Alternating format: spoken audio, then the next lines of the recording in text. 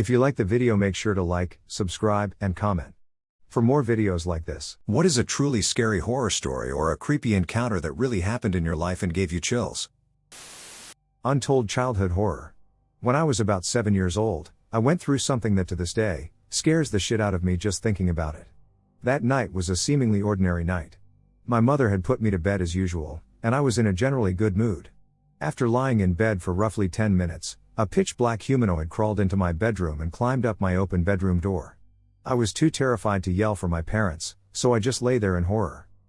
After about 3 seconds of the thing being stuck to my door, it rotated its head 180 degrees to look at me, although it did not have any eyes. It vanished without a trace seconds later. I thought it was over until it lowered its head down from my top bunk, just 2 feet away from where I was lying down. At this point, I screamed for my mother, and the figure hoisted itself back up to the top bunk. My mother was in my room within 10 seconds and turned on the light. The creature was nowhere in sight. She asked me what was wrong. I was hysterical. All I could manage to say was that I didn't know. She told me that I just had a terrible dream and told me to go back to sleep, which I did after hours of lying in bed in terror.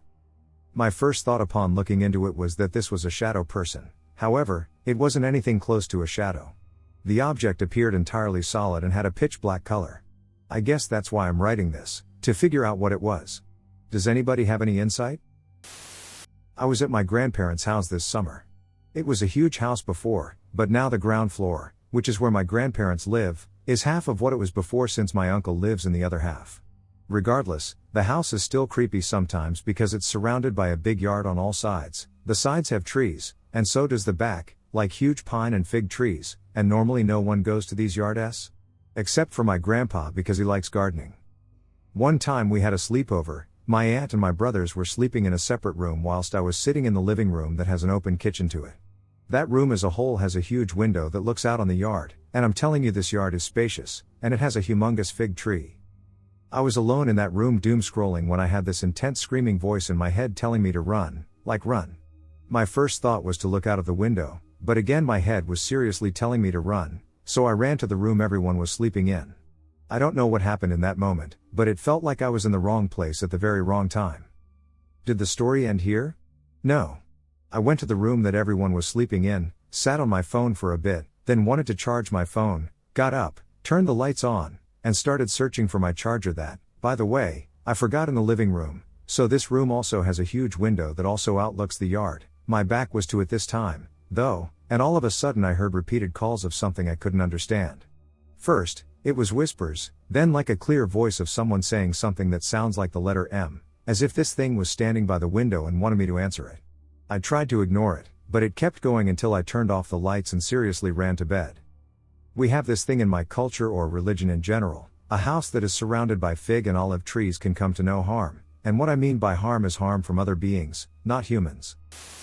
When I was like 7 or 6, I had this friend, let's call him Scar. Scar was a really good friend of mine, and he lived next door to me, and I would go to his house every day, and I loved his sister. She was very nice. I've believed in the paranormal my entire life, even though I had no experience until that day. At his house with my brother and mom, I think they were having a cookout, and Scar and I were sitting on Scar's bed when this doll appeared in front of the door facing us, standing up and moving its arms. I don't remember how it got there. And I was terrified, but my brother and Scar were just like, wow. And I was on the verge of tears because I was young and didn't mess with the paranormal, so young me got up and kicked it in the closet. I thought they were tricking me, and I knew someone was behind it, but I couldn't understand how. I realized there was nobody behind the doll, and I opened the door so fast and ran to my mom crying, telling her all about what happened, and she didn't believe me. I have that in memory because it was a very tragic experience for me. I used to live in Utah near the Skinwalker ranch. Not on the reservation close, but next to the reservation. When we first moved there, it was run by the military, I was told. I don't know if this is true because it is privately owned now. My dad thought it would be funny to take me and my mom out to the roadblocks and turn around. He spent the evening hyping it up, and I like scary stuff, it sounded fun. I was also a minor and didn't think we would get in trouble.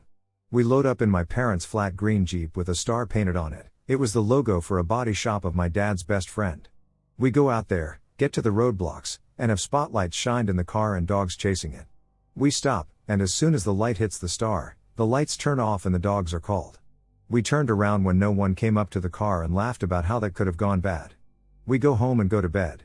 My room was in the basement that was a walkout. I also had a parakeet named Kai. Early in the morning, Kai is freaking out in my room, squawking and chattering and won't stop even after I put a blanket over him. I couldn't sleep and had school, so I put him in the den, which is just outside my bedroom door and is the same room with the walkout door. I go back to bed and wake up to get ready for school. I go into the den and take the blanket off Kai and go upstairs to get ready. I come down 15 minutes later, and Kai is gone. His cage is open, so I ask my brother, who is the only other person in the basement. He was still asleep and didn't touch him. I look for him and cannot find him anywhere. I ask my sisters and mom if they have him or let him out. Nope. I start panicking because I found a drop of blood by the walkout, and the door, which is normally locked, isn't anymore and is slightly open. I never found Kai. I looked everywhere outside and put his cage out. I never even hear him whistle or mimic. Somehow in 15 minutes the basement door was opened as well as his cage, which the door on his cage that opened had to be pinched and pulled, and he was eaten/taken. My family says the Skinwalker needed a new skin and took him. I am still heartbroken my sweet blue boy is gone. Something is in the fields. A few years back, my family went to Wisconsin for my uncle's wedding. The wedding took place on a pretty huge farm. After I saw and picked up a map, I saw that there was a corn maze, 3 different areas of petting zoos, the barn where the wedding was taking place, a basketball court, and of course more fields. As soon as I saw this, I really wanted all of these wedding festivities to go by in a hurry. After all the stupid wedding shenanigans, my brother and I decided to go into the corn maze. As we kept taking a bunch of wrong turns, I had realized that after a while my brother had disappeared. He wasn't behind me anymore. I stood there, listening to the wind blow, and there was silence. I then heard an old lady's voice coming from inside the corn maze, asking, "Are you lost? I know the way out, follow me." The thing said. It only said follow me and nothing else. It then said my name, to which I then got the chills. I decided to run straight in the other direction, hoping to get back. I then ran right into my brother with my mom. I thought I had been lost for only 5 minutes. My brother then said, "Dude, I've been looking for you for the past 40 minutes. It all had to be a sick joke. I couldn't think about what just happened. Did I hallucinate it all?" After that whole ordeal, I took a nap inside the wedding area where everyone was. When I woke up, I found out that we were heading home. As we proceeded home, we were turning right on a road that bordered the corn. As we began to drive off, I stared at the corn and saw 4 individuals come out of the corn and stare. I never told anybody about this just because of how outlandish it sounds. This story takes place around 2 or 3 years ago near the border of Louisiana and Texas. My uncle owns property around that area and uses it as hunting ground. I have been multiple times in the past because he needed help clearing out most of the trees. I have even hunted there once and was able to nab a nice doe. Sorry if that offends anyone. If it's any comfort, I haven't felt the need to hunt or kill anything since. On the morning of the encounter, we arrived at the place around 4 a.m. If you look at the pictures, you will be able to see the entrance, the campsite, and the opening up ahead. This is where my uncle and I set up our tent. The opening leads to 3 main clearings, all of which are feeders. As you may all be aware of, hunting asks for a lot of patience and avid listening, and we did just that. Nothing out of the ordinary happens until around 3 hours after we had arrived. The 20-degree weather was beginning to warm up, but not enough to keep my hands and feet from shivering. The woods are a beautiful sight to behold. Nature is the main reason why I loved going hunting in the first place after all. I stared down the scope of my rifle and scanned the area, searching for any woodland creatures and examining the beauty around me. As I look around, something catches my eye. Mind you, if I hadn't been looking around so much through the scope, I wouldn't have seen this thing. It is hard to explain, but it looked like a piece of wood with the proportions of the upper part of a torso and a head. At the time, it didn't strike me as something out of the ordinary. It simply looked like a part of the wood's foliage, yet I was drawn to it. I even had a funny thought: if I had looked away and looked back, it would have changed positions.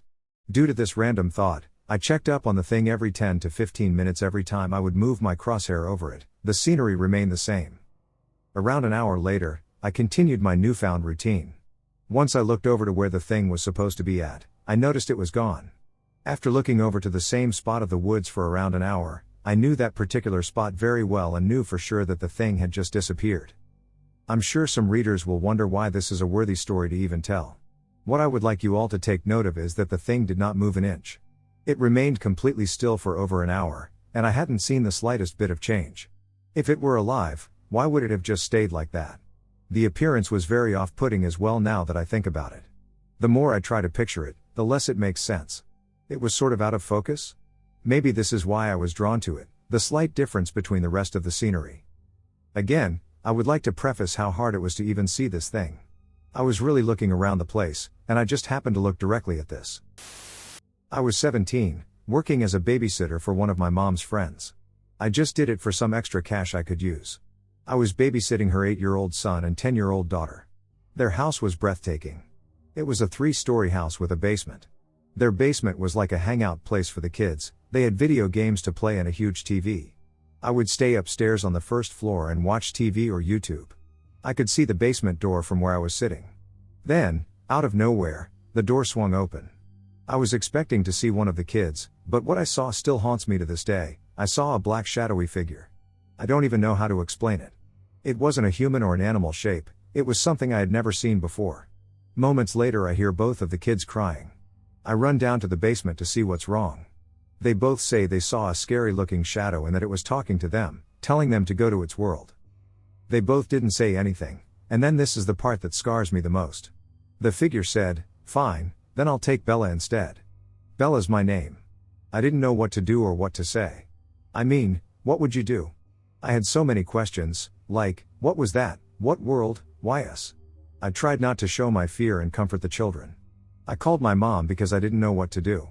She came and asked me to describe it. I did my best.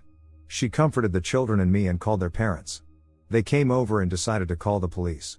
They said they would check the house, but they found nothing.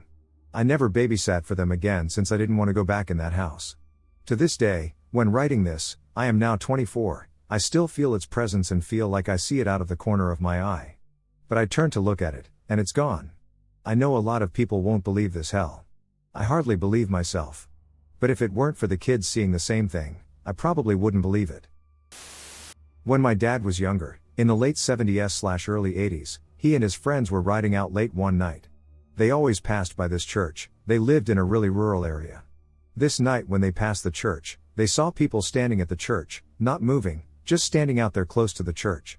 They turned around and drove back by the church, and this time everyone standing by the church turned their heads and looked at my dad and his friends. My dad said they knew immediately these were not people. They all had bright orange glowing eyes and looked like demons. This was the first time they could see their faces. They drove off as fast as they could. A week later the church burned down to the ground. The fire was so intense and so hot that nothing was left of it but ashes. You couldn't tell that it was a church. Everything inside of it burned to ashes. My dad has taken me out there a few times to show me where it was. The grass never grew back where it burned down.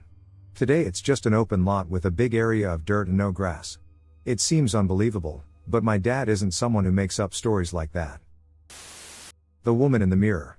During a telemedicine appointment last week, I explained to my doctor the unusual amount of hair loss I've been experiencing as of late. The doctor attributed it to excessive stress. Nevertheless, I insisted that even for the amount of stress that I'm under, the hair loss was a bit too extreme.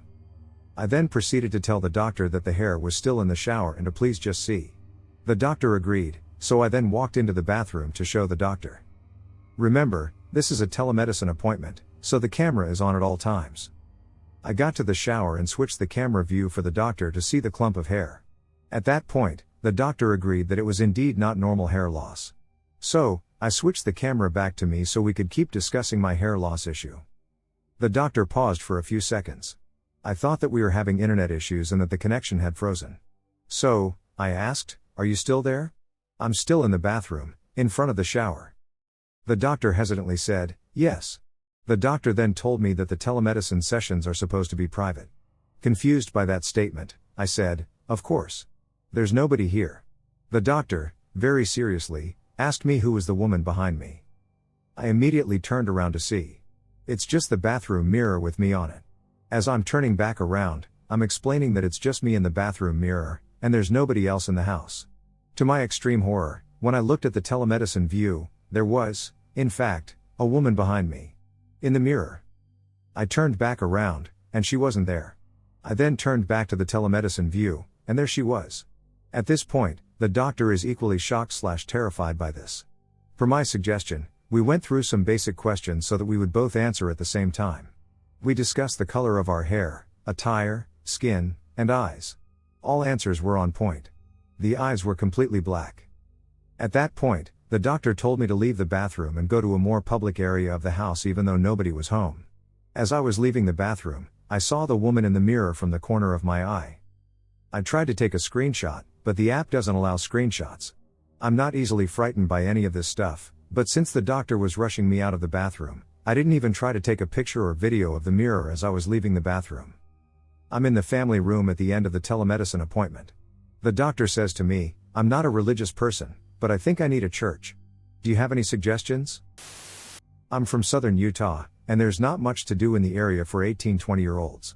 My friends and I would regularly drive to a campsite to enjoy a fire, jam, and relax. One summer night, all of our usual spots were occupied, so we drove about 30 minutes south and pulled off the highway into this scrubby field. We decided not to attempt a fire and just stargaze in the back of the truck with a bunch of blankets. There was a tree about 20 feet away from the truck that we designated as the bathroom so no one wandered away and got lost or hurt. My friend had to pee but was scared to go alone, so I went with her. Neither of our phones had a decent flashlight, and it took a bit of navigating to avoid rocks and cacti. When we started to head back to the truck, we heard a giggle off to the side of us toward the mountains. It spooked us, and we yelled at whoever it was to stop being a jackass. Then we heard another voice, much lower pitched, almost like it was slowed down, on the other side of us, and it started running to the truck. When we got there, everyone was still in the truck bed. All of them claimed to have been there the whole time. We accused them of trying to freak us out, they accused us of the same thing.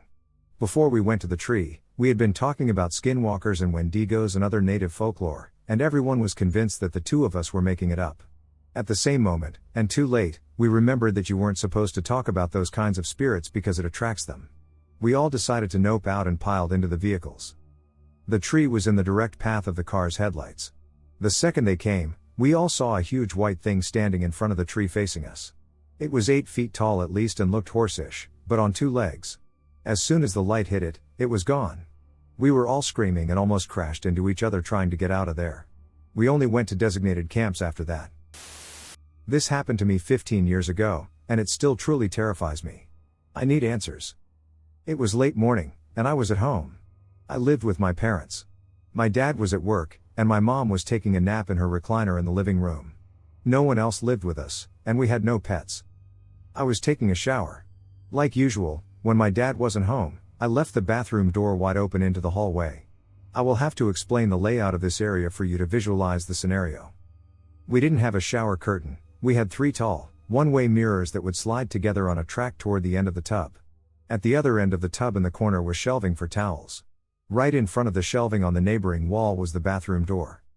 I opened the shower doors and leaned out, about to reach for a towel, and it was right there. Maybe 4 feet from me, just inside the bathroom door, but it was turned right toward me. It looked exactly like my mother. I don't recall what it was wearing, because it didn't get my attention at all. What did get my attention was that it was standing completely motionless, in an inhuman way. It was standing straight up, unlike my mother does, but with its face slightly turned downward and looking up at me. Looking, searing, glaring into my eyes. Unblinking. I swear, the aura, the air, the vibes from it were sheer danger, pointedly focused and directed at me. I simultaneously flew myself back into the shower, squeezing my eyes shut, flailing my arms in defense, and my screaming was from the depths of me, very loud, high-pitched, and a bit long. I noticed I wasn't being attacked. I opened my eyes and saw nothing, so I froze, holding my breath. If it was walking away, I would hear it because the hallway floor creaks with every step. I hear nothing. I took out, toward the hallway, and still see and hear nothing. I screamed loudly for my mom as I swiftly grabbed a towel and threw it over me, covering my still dripping wet naked body. My mom didn't respond. I screamed for her again, terrified to peek out down the hallway and into the kitchen. Just beyond there was the living room, where my mom had been sleeping. I couldn't understand why she wasn't responding to me. I've been screaming so loud. But with adrenaline still coursing through me, I slowly made my way down the hall, half expecting it to jump out at me from the kitchen. But when I made it there and scanned the area, I was in the clear. I could see my mom from where I was, and to add to my shock, horror, and confusion, she was still sleeping in her recliner just as she had been 30 minutes prior. I ran to her, and I had to shake her for her to wake. She was immediately alarmed by my panicking, and I told her what I could. To this day, I don't know what that thing was. I've thought it over many times. It couldn't have been her out of body, because why would her intention toward me be so damn menacing? It truly wanted to hurt me, and I don't understand how she managed to sleep through all the screaming. She would never normally sleep through something like that. And I wasn't on drugs, our gas meter read 0, and there were no windows to play on, lights and shadows moving. She was crystal clear anyway. I have never hallucinated, and I don't have vision problems. We made solid eye contact for 3 or 4 seconds. So what the hell was this thing? Any ideas? Do you have any similar experiences to share? I'd love to know something, anything. This can't be real. But holy hell, it really was. And I can't be the only one. The Wendigo Horror. Hey, my name is Max. I am 20 years old and live in the USA in a small town. I love to go into the woods, I love to be in them until one week in 2012. And I still have nightmares, and in the moment that I am writing this story, I am still scared when I think and write about this story, and I have always had the feeling that I am watched when I think about that week in 2012. It was a typical summer weekend when, like every summer, I visited my grandparents, who lived 2 hours away from my parents' home. It was a very quiet and just relaxing place to be because they live in a big house a few minutes away from the next town. But the week wasn't going to be as relaxing as I thought it would be. The first 4 days of the week were normal, like every week, and I often went to wander in the woods. I just relaxed, and I liked to sit with my back leaned on a tree on the grass and listen to the birds and other animals. On Friday I got up like every time, made my breakfast, said bye to my grandparents, and gone into the woods where I got to the same tree like every time, sat on the ground, and ate one half of my sandwich, but that day was something different. The birds didn't sing, and I didn't hear other animals. It was strange, and I felt watched. But I said to myself that it isn't something dangerous and used the silence to get a bit of sleep, so I put the other half of my sandwich in the open lunchbox and slept for like an hour, and when I woke up, I just felt more watched, and I had a stranger feeling, so I wanted to close my lunchbox. And when I noticed that my sandwich half wasn't there, and then I noticed on the tree that I was lying at just 9 centimeters next to the place on the tree where my head was, there were scratch marks that go in pretty deep in the wood. When I saw that, I dropped my lunchbox and just ran as fast as I could out of the woods, and when I got to the place of my grandparents, I turned around and regretted it. I immediately saw something that was upright like a human and had a strange gray skin, had no hair on its body, and had the scariest face I ever saw in my whole life. After I watched it for like 5 seconds, it turned around and went in the woods again. I stood in shock for a few seconds. And then I realized something. If that thing wanted it, it could kill me easily. After that day, I never went to the place where my grandparents lived again. My house of horrors. So it was my first time moving ever. I always lived in a small town where you go to the local grocery store and everyone greets you. Maybe it should have stayed that way. I was in middle school at the time we moved. It wasn't a big area, 6 acres with a pond. It was fun for a few weeks until the new wore off and darkness took over my life. At night I started having terrible nightmares. My dog slept with me, and she'd always growl at the corner of my room, hair standing down her back and very upset. Finally one night I saw it. In the corner of my room was a large, darker than dark, tall figure. I was so scared that I could barely move and breathe. Finally, I mustered the courage to burst out of my room and into the comforts of my parents' room, sleeping with them the rest of the night. This wasn't all, though. A few weeks later I was in my room, it was midday, and I was just gazing out of my window when I saw what looked to be a coyote but very rough and ragged. It stopped, looked at me, and bared its teeth, taking a step toward me. I was in shock and luckily was inside my house. I looked away yelling for my parents, and then it had vanished. Soon after this, all 9 of our horses slowly started dying one by one. My dog's life was also claimed by this livid place. I'm not sure what lies beneath that place, but luckily my dad lost it when he and my mother divorced. Soon after we went back to gather the rest of our things, and the wallpaper all over the walls was shredded like claws of a monster had taken over. I don't know what is there, but I hope we never meet again. An eerie experience with children. In Sand Springs, Oklahoma, an abandoned mental health facility was frequented by the young and by those looking for a haunting exploration of the massive facility grounds. I was one of hundreds of people to visit the site of Hissom over the years before it was destroyed. Although the grounds were incredibly creepy and at times intense to wander through, my last trip revealed to be the most memorable. Myself and 2 other friends were bored and decided to make the risky trip to the grounds of Hissom one late evening. Besides getting caught by the law, the actually thrill of traveling through the massive facilities, the old merry-go-round, the deep dark indoor pools, and the retired morgue, one is quite easily overwhelmed by the gut feeling of unease. Yet, This time through, our sense of anxiety was magnified because someone was jokingly heckling spirits. As we entered the large empty hospital room, we could see marks from young patients being carted around. The tension in the room is hard to describe. Imagine how wildly emotional the hospital room must have been for so many mentally unstable children. Years of anguish and horror raced through one's imagination, and our chests felt heavy. One by one we admitted our deep dread of the situation and felt the racing urge to leave immediately. After an exit we felt completely relieved and almost immediately began joking about the silly situation. All of us are quite open-minded but too tough not to play skeptical. We had freaked ourselves out and that was that. Fast forward, and I find myself back at home. At this point my grandfather is staying on our couch because his house had recently burned down. I pass by him as he lays sound asleep. I'm too tired to shower. I brush my teeth, close my door, and go right into bed. I remember feeling comfortable and at peace. My thoughts are blank, and I'm just enjoying my first few seconds in bed when it happens. Outside of my door, I hear the completely unmistakable, absolutely crystal clear sounds of children giggling. Before I can even process what I'm hearing, the giggling intensifies greatly and passes through my door and into my room. As every hair on my body stands, the electricity in my room is three-dimensional. I can feel and hear the children's laughing bouncing off of every nook and cranny in the room. There is no fear, only astonishment. Finally the sound exits quickly through the other side of the room and out into the yard, disappearing just as quickly as it had arrived. I'm left with a feeling I compare to doing a favor or being shown gratitude. After a second or two my nerves settle and I get up to see my grandpa in the living room because I just knew he heard this commotion. To my amazement he is sound asleep. I can only rationalize that these spirits or thought forms or whatever they were used my field as a means to hitch a ride out of Hissom. Years ago, when I was still in school, my mom and sister had gone out of town to my cousin's graduation. I'd elected to stay home and hang out with my dad and have a guy's weekend in. He bought steaks, we rented movies, chilled out, and talked about wrestling, etc. Everything was going great. Until that night, Dad brought out a Ouija board and told me a story of how he and my mom had used one years ago before either me or my sister had come along. Two things bothered me about this.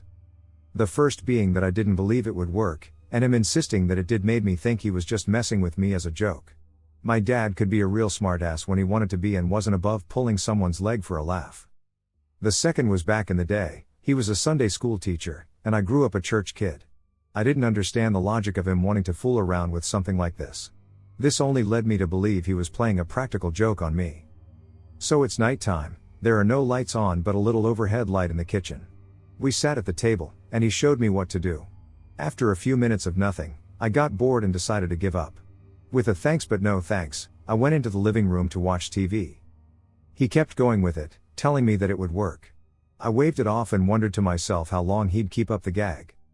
A few minutes passed, and I saw him get up from the table, holding the board in both hands and violently smashing it in half over his knee. Before I could get up, he smashed it again and shoved the busted pieces into the trash, pulled the bag out, and took it outside into the garbage bin. When he came back in, he didn't say a word about what had happened. And I knew better than to try and drag it out of him. I never told my mom or anyone else out of fear it would stir up trouble. He lived another 14 to 15 years after that, into his 70s, and we never spoke of it again. So this was 6 years ago. I was 12. I had just gotten back from school, and I had my lunch and was watching TV because that was a thing back then. My parents were out, and my grandma was sleeping in her room. Randomly, my peripheral vision picks up something from the room next to the TV. I tried ignoring it because, well, I was trying to enjoy my favorite cartoon, and soon I felt something move in the room. My eyes turn and meet the teeth of a person. I try to see who that is, and all I see is a black figure smiling at me with its teeth all wide open. It was a woman by the looks of it, and I, for one, was shocked and couldn't really move. I was frozen. I kept looking at it for a solid 5 seconds, and then she started moving towards me. That's when I was like, duck this shit. I got up, ran towards IT, slammed the door shut, and ran out into our backyard. I couldn't get my shit together. I couldn't breathe. I kept staring at the house, checking every door and window to see if something was following me. When I finally calmed down, which took about 10 minutes, I went inside. The door was still closed, which was a good sign. I went to check on my grandma, who appeared to be still sleeping. I wanted to wake her up, but I couldn't for some reason. I sat in front of the TV, staring at my favorite show, trying to ignore the fear and everything that had happened. I prayed for it to be a nightmare, but it was real. After a while, my parents came home. I felt safer and called my friend to tell him everything. I strangely forgot about the incident. I don't know how, and I never told my parents about it until a month ago when a horror movie triggered the memory of the figure with teeth or whatever it was, and they refused to believe it as I hadn't told them about it for 6 years, and they believed that it was a dream. But my friend remembers it, and it was very real. I never saw anything as such after that day except for a strange night last week. I believe it to be a spirit, I don't know what kind and all, but it was something.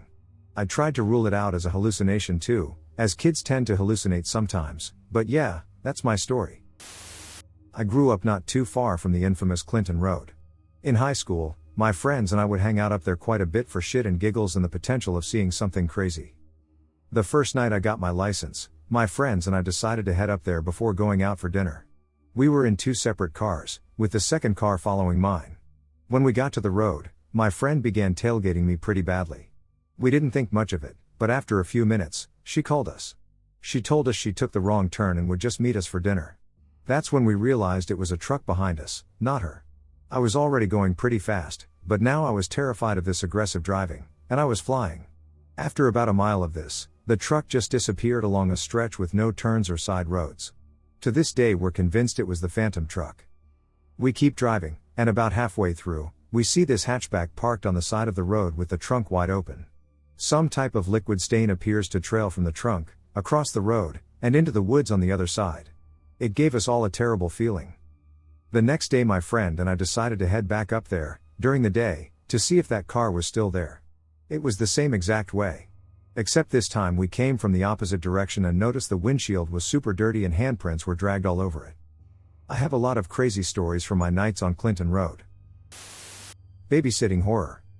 Hello, thank you for taking your time to listen to this, and I hope that someone could explain what they think/know what this thing was. My friend Becky has 2 kids, Lucy and Amy. Lucy was 6, and I think Amy at the time was 3 to 4. I haven't seen Becky for a while now, as she moved to Canada, and I knew her while she was living in England. Becky was going to her boyfriend's sister's funeral, and she didn't want the kids going as she thought it would upset them. She couldn't really afford a sitter, so I said to her that I would babysit. I knew the kids anyway, I knew her house, and she happily agreed. So the time came when Becky was going out. I had asked my fiancé Zane to come round and help with babysitting too. Becky had left us pizza and had even gotten us some beer to say a thank you. We all had dinner, and Lucy and Amy fell asleep on the sofa while we were watching a Disney film. They had their own beds in different rooms, and we each carried a child to bed. I had Lucy, I put her in her bed, sound asleep, and stood in the doorway watching Zane put Amy to bed. Then we went back downstairs and put a horror film on for us and opened a beer. I think we were watching The Ring, and believe it or not, right at the part where the phone says 7 days, I look in the doorway and I see Amy standing there in the dark. I nearly wet myself. If this film wasn't spooky enough, then Amy just scared what I had left out of me while standing there. I paused the film and just asked her why she isn't in bed. Amy walked over and sat on the sofa, putting her head on my lap and looking up at me with these adorable eyes. The man won't let me sleep. My blood ran cold, and I glared at Zane. He also had a look of horror on his face. What man, honey? He's asking while stroking her hair. The man in my room. Amy had literally just finished the part of the sentence when Zane shot up and started making his way up the stairs. Naturally, I grabbed Amy and ran up after him. A man must have gotten in somehow. He's mumbling to me. We approached Amy's bedroom, and the door was shut. Zane opened it and straightaway stuck the light on. There wasn't that much in Amy's room. A small bed, some stuffed toys, a TV, and a wardrobe. Zane checked under the bed, and yes, he checked in the wardrobe. Honey, see? Nothing's here. It must have been you dreaming. How about we try and go back to bed? Amy agrees, and we lay her down again. Back downstairs we're watching this film again, and yep. You guessed it. Amy's at the stairs again, saying that the man keeps talking to her and even sat on her bed. I admit I was quite agitated now as to why this kid couldn't go to sleep. I just wanted to watch the film and have a drink, wait for Becky to come back and get a cab home. We yet again go back upstairs and look for the man. Amy just kept saying that she wanted to go in Lucy's bedroom to sleep. I can see why. Lucy's bedroom had a bigger TV, I assume better stuffed toys, and she had fairy night lights. To stop the drama of the night, we said okay. Now, the house was set out so that if you'd walk up the stairs, you'd see Amy's bedroom, a toilet, and a spare room on the left. On the right you'd see Lucy's bedroom, another toilet, and a playroom. Right at the back of the house you would see Becky's room. It was quite big, and it was situated just off of the playroom. Weird setup, I know. We had to literally spend a good few minutes trying to wake Lucy up. She doesn't mind Amy being in her bed, but Lucy wanted to sleep in her mom's bed. Confusing, I know. Lots of bed swapping. So now Amy is in Lucy's bed, and Lucy is in her mom's bed. Everyone's happy. Yet again, we both sit down and try to watch this film. We get a good half an hour into it, and we're cuddling up on the sofa. We look up, and it's Lucy standing in the doorway. Something really doesn't want us to watch this film. "You okay, babe?"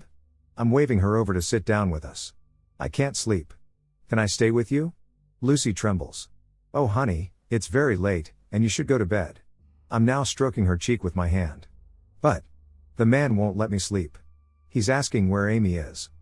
Now we didn't tell Lucy a thing about Amy and the man. She couldn't have heard her tell us or us talking to her as she was right on the other side of the house. My hair on my arm stood up. Zane by this point had enough of the man and called a cab back to ours.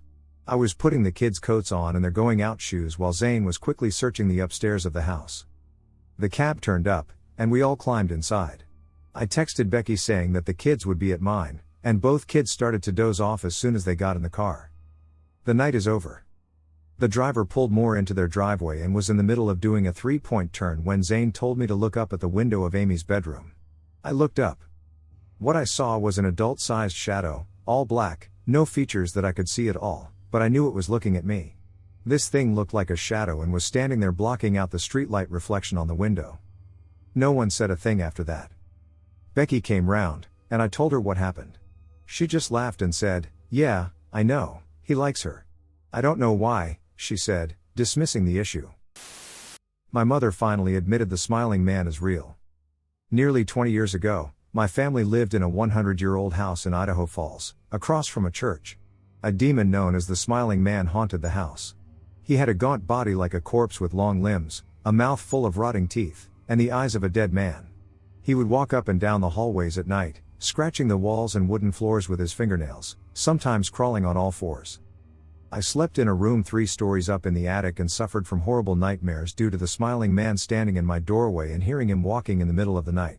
My parents told me years after we moved out about how I would stand outside their bedroom door and scream and cry and beg them to let me in. My mother said that at first she thought I was making things up but then realized something was wrong and let me sleep in their room until we moved out. The house was built in 1907 and was previously owned by a man who kept tattooed body parts in pickle jars, and it had a dark basement full of spiders. Although my parents put my playhouse and other toys there, I refused to go down the basement steps and was terrified of even walking by the door. This is not a made-up story, this is 100% real. I would disclose the location, but I don't want to scare anyone currently living there. At the time that we lived in the house, I was 3 years old, but the effects of the smiling man would last a lifetime. For the last 2 decades I have experienced and seen things that should not exist. If it was only me that had physically encountered these ghosts, I would write it off as my own imagination, but my family and friends, all very rational Christian people, are also affected. I suffered from nightmares and night terrors for 10 years after we left the Idaho Falls house, only managing to get them under control when I was 12. When I was 10, my brother, and our 2 childhood friends saw what appeared to be the Grim Reaper in our neighborhood. After approaching the figure, we realized that it was clearly a spirit and that it was indeed real. This ghost we named Danny and still haunts my old neighborhood to this day. As a teenager, both apartments were haunted by a ghost named Steve. At first I would wake in the middle of the night to the sound of feet shuffling around the living room. I thought I was dreaming until my mother asked me one day what I'd been doing walking around the house in the middle of the night. In the second, the ghost knocked ornaments off our Christmas tree, toppled presents, and locked me out of the house when I had a friend over. There was no one inside, and I had not locked the door. At my Starbucks, which was inside a Target, I began seeing a black shadow figure running around out of the corner of my eye. I nicknamed this character Wilson. Wilson tortured me for months, pulling my apron, throwing bottles from the shelves, and once even tossing milk cartons out of the garbage and spilling the remaining milk all over the floor. I was blamed for this and tried to explain to my manager that it wasn't me. I thought that I was imagining things at first, until a new girl began talking about Wilson and described him to me. After that everyone began to see him. He threw the ice bucket at my friend from a distance of 6 feet, opened and closed the heavy doors, appeared as a shadow on the wall, called my coworkers names, walked in and out the back door in front of guests, and even whistled a tune. My coworkers reported that it sounded like a miner's tune and that they saw boots on his feet when he ran. I was curious, so I researched mining accidents in towns nearby, and one name stood out to me. William Wilson died in 1901. The last ghost is the most recent. I moved to Utah 6 months ago and thought that for once I had moved far enough that the ghosts would not follow me. Lately I have woken up to a strange smell, like chili or rotten meat. I have also noticed sinks turning on by themselves and things moving around the house, but I brushed it off as my imagination.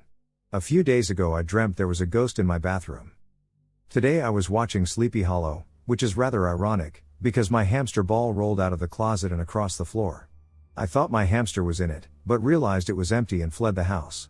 I called my mom, who suggested that I pray and ask that it leave. She admitted that she had done it before and that it would work. "What do you mean you've done it before?" I asked, but I already knew the answer. "I did it before a few times, in the Idaho house," she told me. "For 20 years my Christian mother has forbidden me from watching any scary movies in the house or talking about ghosts. I love ghost stories and horror films, and she won't even let me watch BuzzFeed Unsolved without telling me off for inviting spirits into my house. Now she has finally admitted that they exist and that the smiling man was not just my imagination. I can't decide if I'm happy that she finally told me the truth. Ghosts and demons are real, and everyone around me is affected by this. I told the ghost today to go away, but right now, as I write this, there are scuffling noises coming from the living room. I have all the lights on and have been telling it to leave my house and to leave me in peace. If anyone can help me with this problem or has any advice or idea why spirits like me, please let me know. I don't think any amount of exorcism will remove their attachment to me, but it would be nice to not have to run out of the house every time something moves." Witnessed a door being knocked in by nothing? My boyfriend at the time rented a house with 2 other roommates. He transformed his room from an attic into a spacious bedroom. A small staircase in the living room, maybe 5 steps, led up to a folding closet door where the stairs continued up to the attic. The staircase creaked loudly when walking up it, and the folding door had wooden slats that let light shine through. It was also squeaky when opening and closing.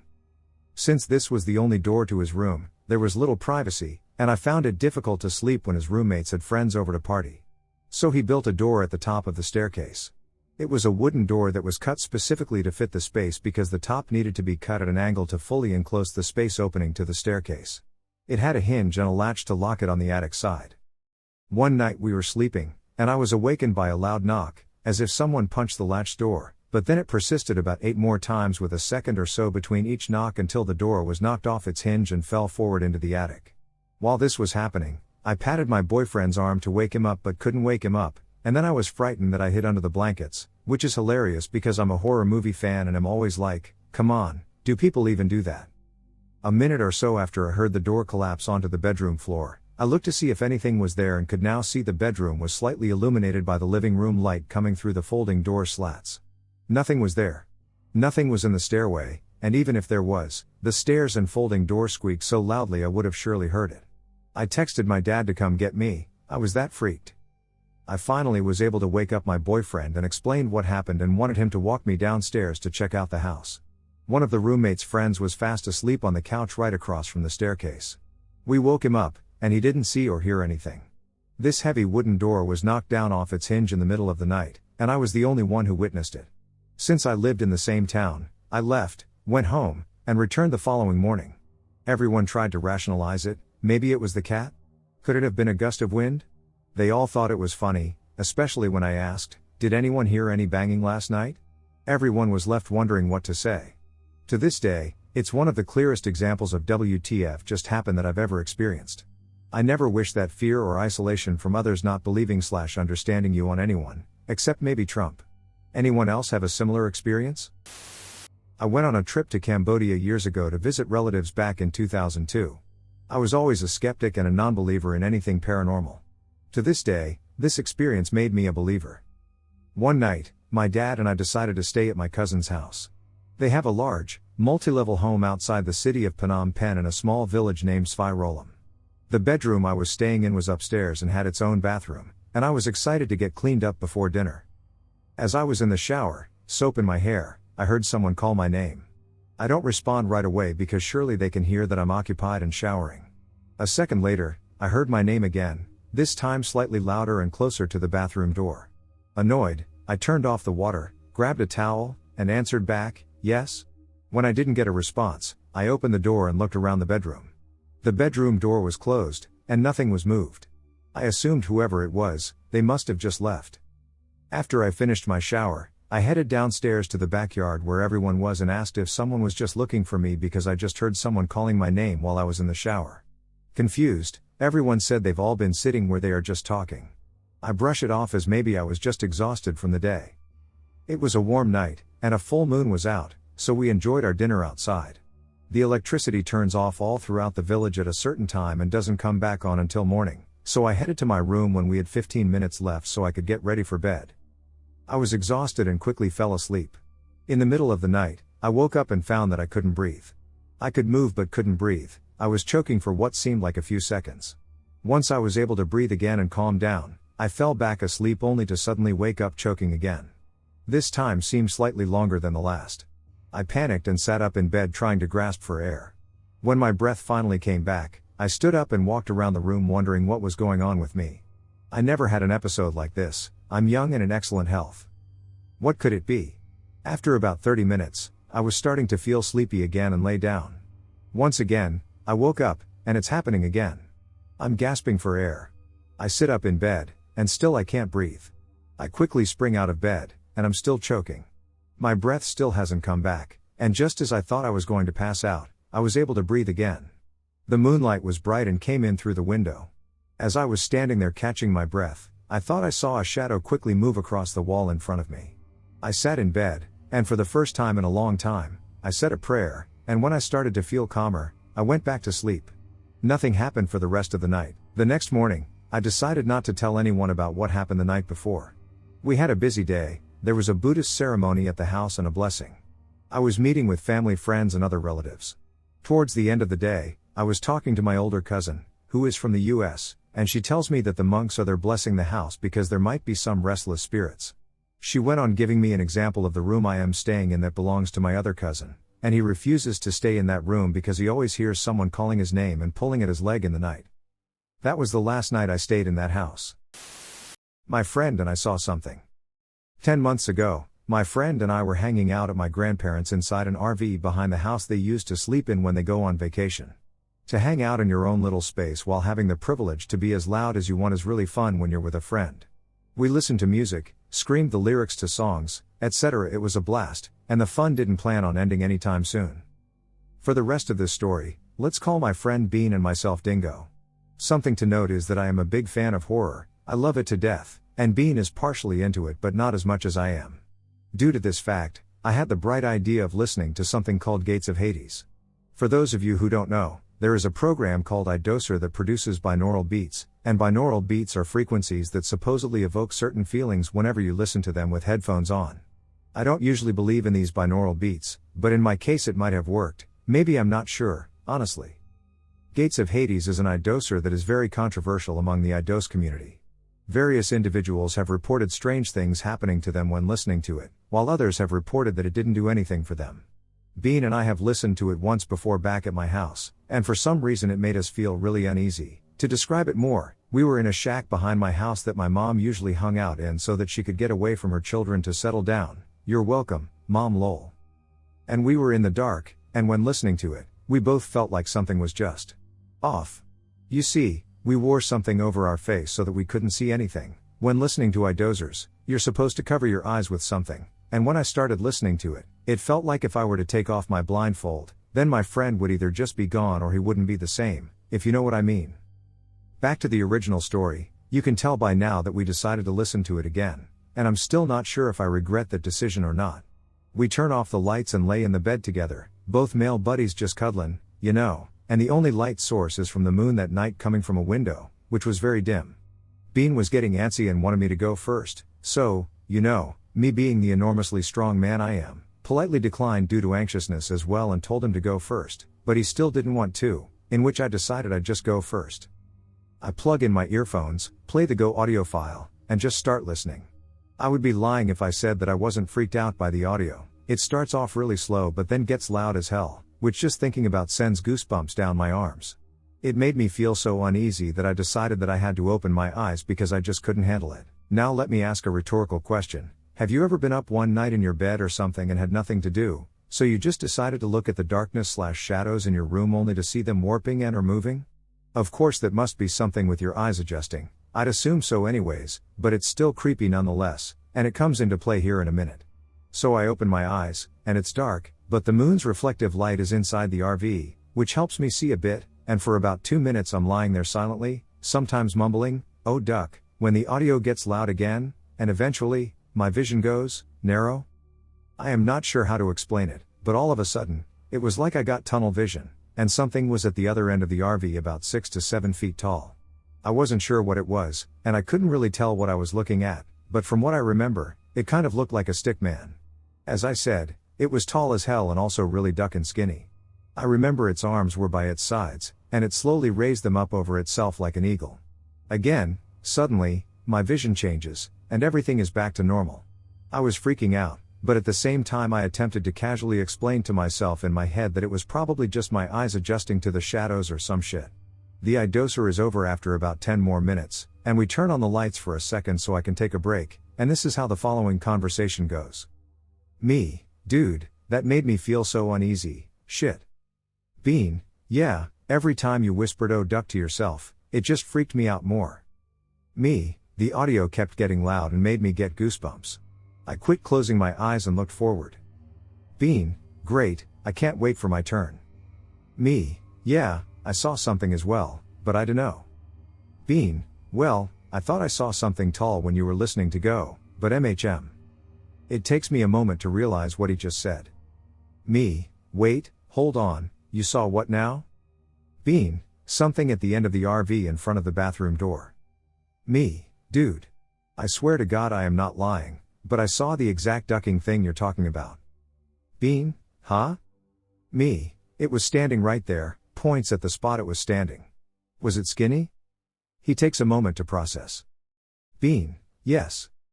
Me: Bean, you swear to God you're not lying? Bean: I'm not. I promise. From then on, we were both freaked out to the point that we didn't even want to do it anymore and just lay in the bed with one light above us on, watching YouTube on our phones. We didn't talk about it due to the fear that it would show up again, but later on my phone was dying, so I asked to borrow his charger, and he lent it to me, only for my phone to start flickering from dim to bright over and over, which had never happened before. Maybe it was the charger, I dunno, but after that we got even more freaked out, in which he pulled out his camera, and for some reason, his phone detected a face on it. He says, "Dingo, dude, I am about to cry." Ducking look. I look at his phone, and something is slowly coming towards us on the camera. Nothing was there, but the face recognition showed that it was at the back of the RV earlier but got closer and now is at the foot of the bed until it disappeared. We both were stunned and couldn't explain what in the actual duck just happened. However, we decided to just head to bed immediately and try our best not to think about it. That was challenging to do, but eventually, after 1 hour of lying my head down and trying to think about other stuff, I finally fell asleep.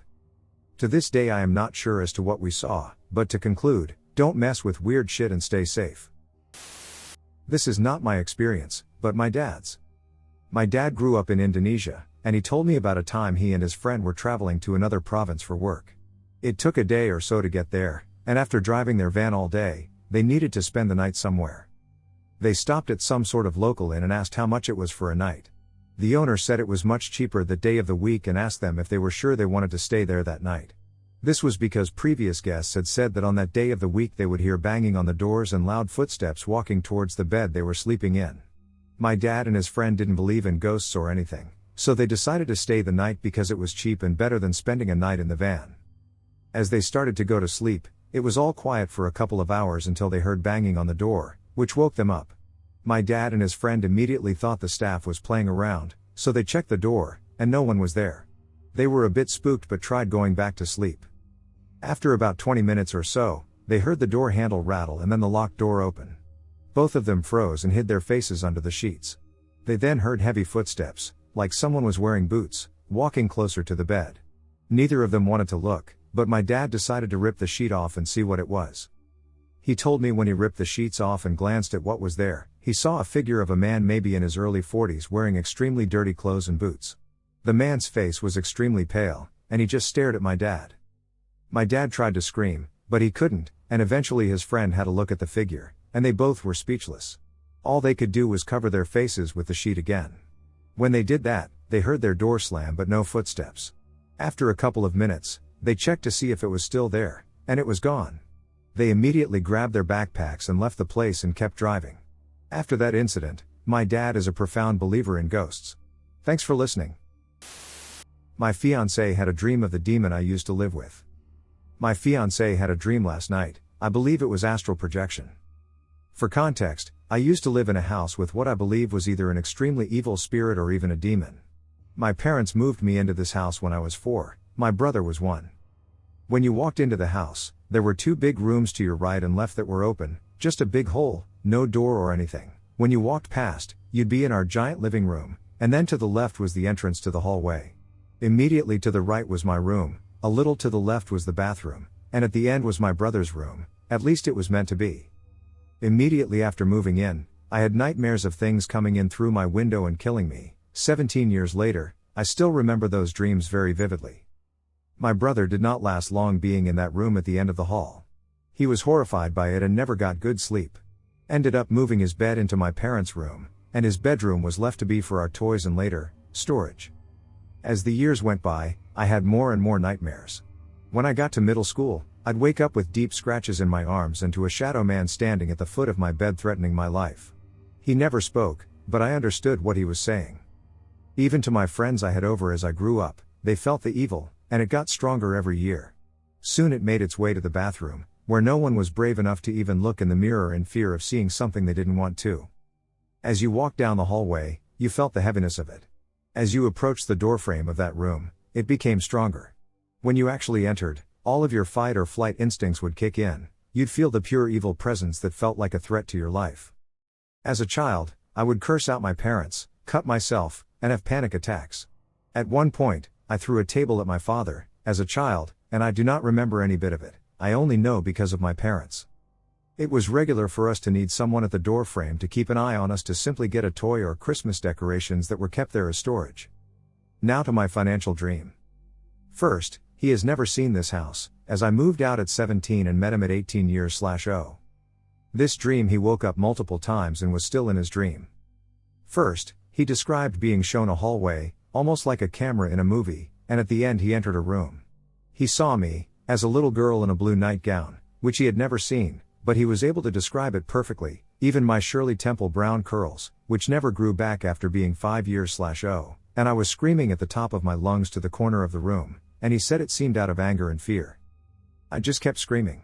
Then he was teleported to a room that looked like the bedroom. He described it as looked like a playroom but with a table in the center that he was strapped to. The thing, evil spirit, demon, whatever, came in. Without speaking, he communicated that he was going to torture him, and me next. My fiancé looked at it in the face, its facial features were blurred, not visible, and stared him down. This pissed the spirit off, and it left. Fiancé had to conjure a Bible, which allowed him to escape.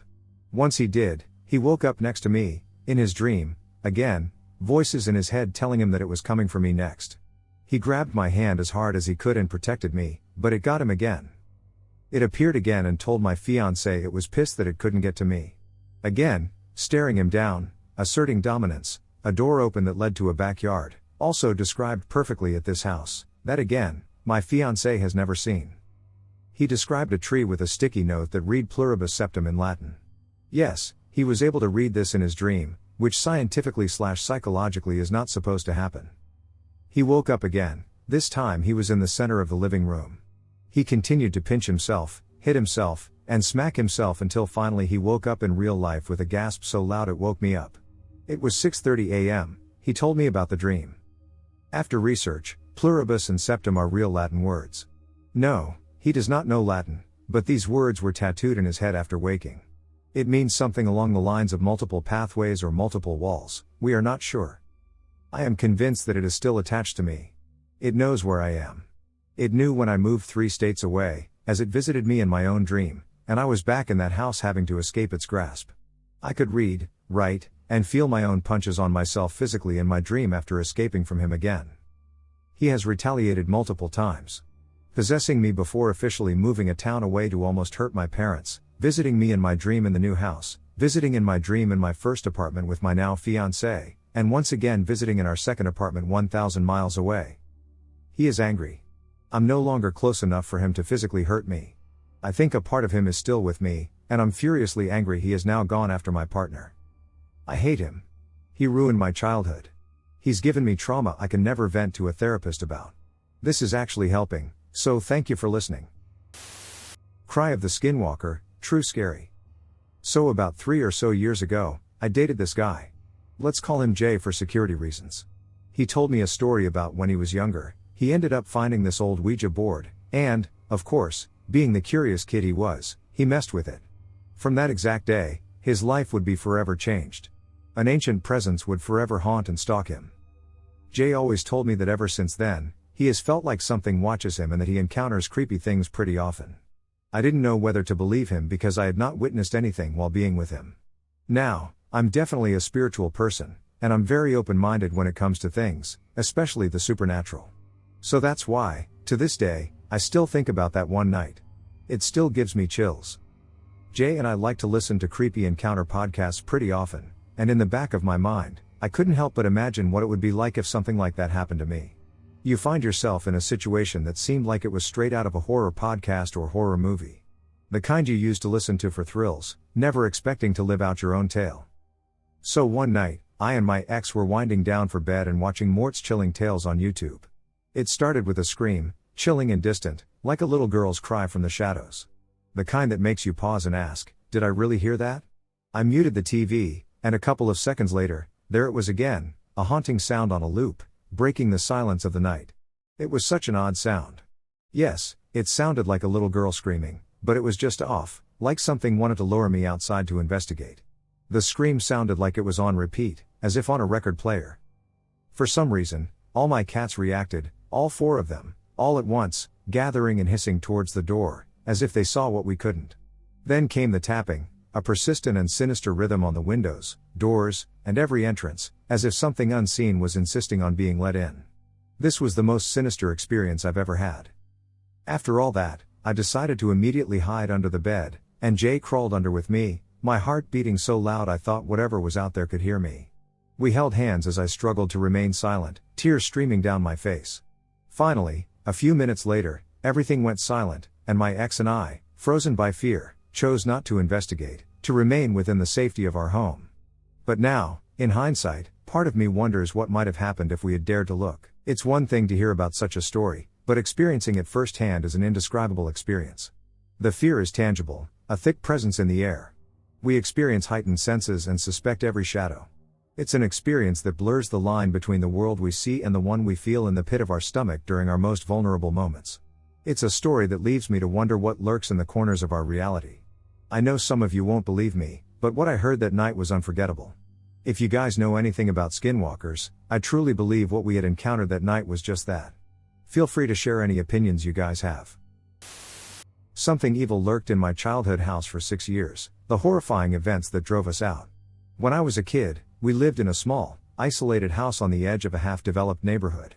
There were only about 6 houses on our block, and ours was the last one before many overgrown weeds and empty land stretched out into the dark. The area remained deserted at night, with hardly anyone daring to venture outside.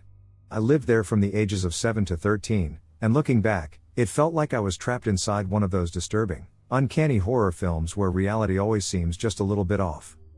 Before I dive into the incidents, it's worth mentioning that our life in that house was filled with a sense of suffocating dread.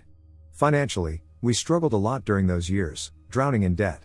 Strangely enough, things turned around for us as soon as we moved out. Family fights erupted daily, and I remember feeling constantly terrified.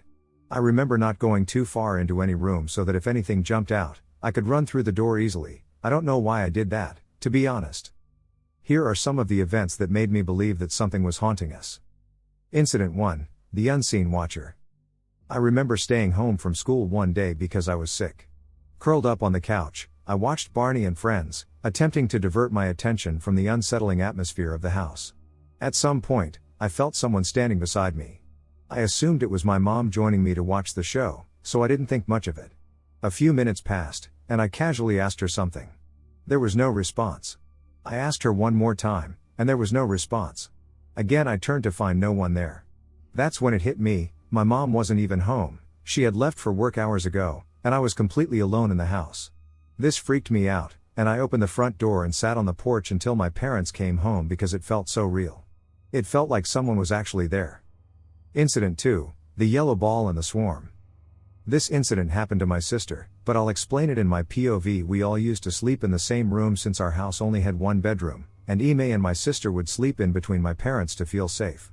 One night my sister was studying for her test in the living room, and, around 12:30 a.m., I was starting to fall asleep when suddenly my sister busts through the door, running, and jumped on the bed, scared and crying. After calming her down, she told us what had happened. She was in the living room studying for a test when, out of nowhere, a yellow ball with a smiley face on it rolled to the hallway from the other room, and as it came to a stop, dozens of cockroaches scurried out from the same room, like they do when they hear humans walking. Our house had a serious cockroach problem. The floors practically came alive with them at night. She said a heavy sense of dread washed over her as she stared into the dark hallway. Then, she saw it, a shadowy figure emerging from the darkness, moving in a way that made her feel cold all over. She told us that she felt stuck for a second and froze in fear before running to the bedroom. Incident 3, the disappearing glasses. One morning, my dad couldn't find his glasses. He had recently undergone cataract surgery, so they were essential. The whole family spent what felt like hours scouring every inch of the house. We checked his shelf multiple times, which was where he usually kept them, but they were nowhere to be found. We left for school, defeated and convinced that the glasses were gone for good. But later that evening, as we were sitting around, my dad suddenly called out to my mom, sounding almost angry. We rushed over to find the glasses sitting right there on the shelf, exactly where we had checked over and over again. My dad thought we were playing a prank on him, but we weren't. There was no explanation for how they could have reappeared like that. It was also unlikely that he was pranking us, given his intense anger that day. Incident 4, the mysterious fortune teller. Okay, so this one is actually scary, so strap in. How would you feel if a random creepy looking guy stood in front of your house and started chanting? Well, in South Indian culture, there's a figure known as the Kudajupu Karen. I've not heard much about them, but they are like devotees of God who roam the streets and randomly tell fortunes to people, but most people avoid him, fearing that his predictions might bring misfortune. My first encounter with one of them was when I was young. I remember hearing a man singing some kind of a religious song near our doorstep, literally a few meters away from our door, and I went to check on it, but my mom quickly grabbed me from the back and told me to be silent and not to make any sound. We pretended like there was nobody home, and eventually he went away. I was so confused and asked my mom who he was, but she didn't explain and just brushed it off. Years later, as the strange happenings in our house grew more intense, a similar figure began appearing near us while my dad was home alone. For several days, this man stood near our door, chanting and seemingly delivering cryptic messages at night. Finally, my dad confronted him, telling him to stay away. I never saw the man again after that, but I couldn't shake the feeling that his presence was somehow connected to the disturbances. Incident 5, the chanting yogi. My sister also had recurring nightmares while we lived there.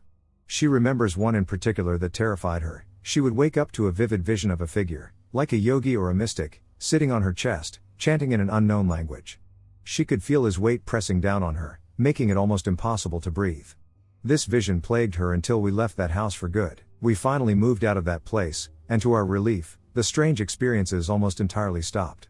Our financial situation improved, the family conflicts became less frequent, and that constant, creeping fear seemed to lift. I can't explain what was happening in that house, but living there always felt like I was stuck in a disturbing horror film, one that I desperately wanted to escape. People, do you think there could have been something paranormal going on, or was it just the atmosphere of that place getting to us? Most of you are going to think I'm making this up, but it's 100% true. Years ago I visited my friend's apartment for the first time. It was in a nice old house and was a cute apartment, but from the moment I walked in, I felt like something was off about it, like it felt kind of heavy in there. After dinner we sat talking in the living room. I started seeing these very tall, black shadow figures, like skinny, tall humans, walking past the doorway in the hall and, at times, seeming to peek into the living room. I thought it was just my imagination or a trick of light, but I kept seeing them. Finally, I said to my friend, "You're going to think I'm crazy, but I keep seeing." He interrupted me and said, "The shadow people?" I was like, WTF? He said he sees them all the time. I spent the night in the guest room and was freaked out and couldn't sleep. I saw one standing by the foot of my bed. I shut my eyes and told it, out loud, to leave me alone. I'm not a religious person at all, but I said the Lord's Prayer, and it disappeared, and I never saw one at his apartment ever again. It was super creepy. After this experience I have heard lots of similar stories of people seeing shadow people. Cryptid horror stories. At the time of my experience, it was 2 months after Hurricane Maria hit Puerto Rico. I was living with my uncle and aunt on their farm. The farm is located on top of a mountain that forms part of El Yunque. El Yunque is a mountain range that is a national reserve, and there are rumors that the government uses it as a lab. Think of it like the Area 51 of Puerto Rico. My uncle has told me several times to be careful when I go outside at night because I can get lost or a group of wild dogs could attack me. Usually I don't go outside at night because I don't have a reason to do so. One night I was with my cousin Miguel, note, I am 17 and my cousin is 23, joking around, and suddenly we hear a loud screech, the kind of scream that an animal in horrible pain would do. I asked Mike if he knew what the hell that might have been, and he didn't respond. I asked him again, and he didn't answer. He only told me to get my crossbow and meet him in front of the house. We went to check first on the cows. All the cows seemed okay, but they were all grouped in a corner, which seemed weird, but we forgot about it, and then we went to go check on the pigs. Every pig was organized in a cage of 15 square feet in which we had to check one by one. All the pigs looked scared. We then reached the last cage in which Colonel was supposed to be, my uncle's fattest pig. But the cage was empty, which was weird because we checked on him before going home. We started looking if there were some remains or something, but we found nothing except some blood on the mud, and then we heard another screech that sounded like it had come from really close by. We ran out and started looking for a huge-ass pig, but we didn't see anything. We decided to split up so we could cover more ground. I was walking down a trail with many trees on either side when I heard heavy footsteps coming from about 20 feet away. I decided to keep walking. When I reached the place that the heavy footsteps came from, I saw some glowing red dots. I flashed my flashlight at it, and that's when I saw it, the ugliest thing that I have ever seen, a black humanoid/canine mix that looked grotesque. It didn't have hair, it was just rugged skin. Its face resembled that of a bat, but it was adorned with enormous teeth that appeared to be larger than its own face. That's when I knew that I had encountered the ducking Chupacabra. Fortunately, he was preoccupied with something else and didn't notice me. I noticed that he was eating a live kernel. At that moment, I silently backed off and hid behind a fallen tree. I had to witness how he ate kernel. I was in tears. I then decided to kill that ducker with my crossbow. I aimed at him, fired my crossbow, and struck him in the ribs. He started shrieking and running down the mountain. I then called Miguel and told him to come to where I was since we needed to bring back Colonel or at least try to. We decided to do it the next day. Miguel asked me what all of that screaming was about. I told him that it was the pig suffering because I knew my cousin would try to go after that ducking thing and kill himself in the attempt. We started going back home to catch some sleep, but I couldn't sleep, I just kept seeing that ducking thing in my mind. In the morning I went back with Miguel to retrieve the Colonel's carcass. The body was intact except that it didn't have any more blood, and it only had one small hole on the side. Miguel started laughing, and I was like, what the duck is he laughing at? He then told me that he thought the Chupacabra stole the Colonel, but he was too skeptical to remember. When I told him that I saw it and shot it in the ribs, Miguel said that my uncle once shot the Chupacabra in the face with a shotgun and left it for dead, but apparently the son of a witch lived. After that night, I'm not going to step foot into a forest without a weapon. I live in the north of Norway, near the border with Russia, and have done so most of my life. Growing up out in the middle of nowhere would be a fair statement of my childhood, but I never lacked in the way of things to occupy my time. I had a few similarly aged friends who grew up relatively near me, although this is something that would be considered a stretch by anyone who has grown up in more populated areas. To be more precise, it took me about 40 minutes riding my bike to get to where my friends lived with their folks, and the terrain around these parts is dominated by tundras, pine woods, and marshlands leading towards the Russian/Norwegian border. Leading up to the things I'll tell you about in this text, I had a very average time growing up. We would tear around in the woods on ATVs and go snowmobile racing in the winter, which, this far north, lasts a long time and involves more snow than you would imagine possible and biting cold for months on end for the most part. Oh, and can't forget the lack of sunshine either, as the Arctic just had to throw that one as well at anyone who decided to live in these parts. A little about me, I am a 30-ish-year-old man working in the forestry sector and on and off with construction work for the local county. I live alone with my dogs and not much more in a house I got for an absolutely ridiculous price from the guy who owned it before me. I had to spend a lot of time renovating it, but it all was worth it since I got a home to call my own. Anyhow, enough about me and on to the story. It all started last fall just before the snow came. and everything around where I live was more or less ready for winter. It had been cold for a few weeks, and with the odd sprinkle of snow during the night that would vanish when the sun came out the next day. Earlier in the fall, I had gotten a contract to change out a stove and replace a door and install a new sink in a cabin that a local organization that managed the various hiking trails and rental cabins that the state owns around here, but due to the whole pandemic and whatnot, I had not gotten started on the project as soon as I wanted to. The guy who was supposed to help me with it had noped out of the deal after it was clear we would be forced to haul all we needed in ourselves without any help. I was pissed off about this and not in a very good mood when I was driving to the gravel parking lot where I hauled most of the stuff I needed a few days before.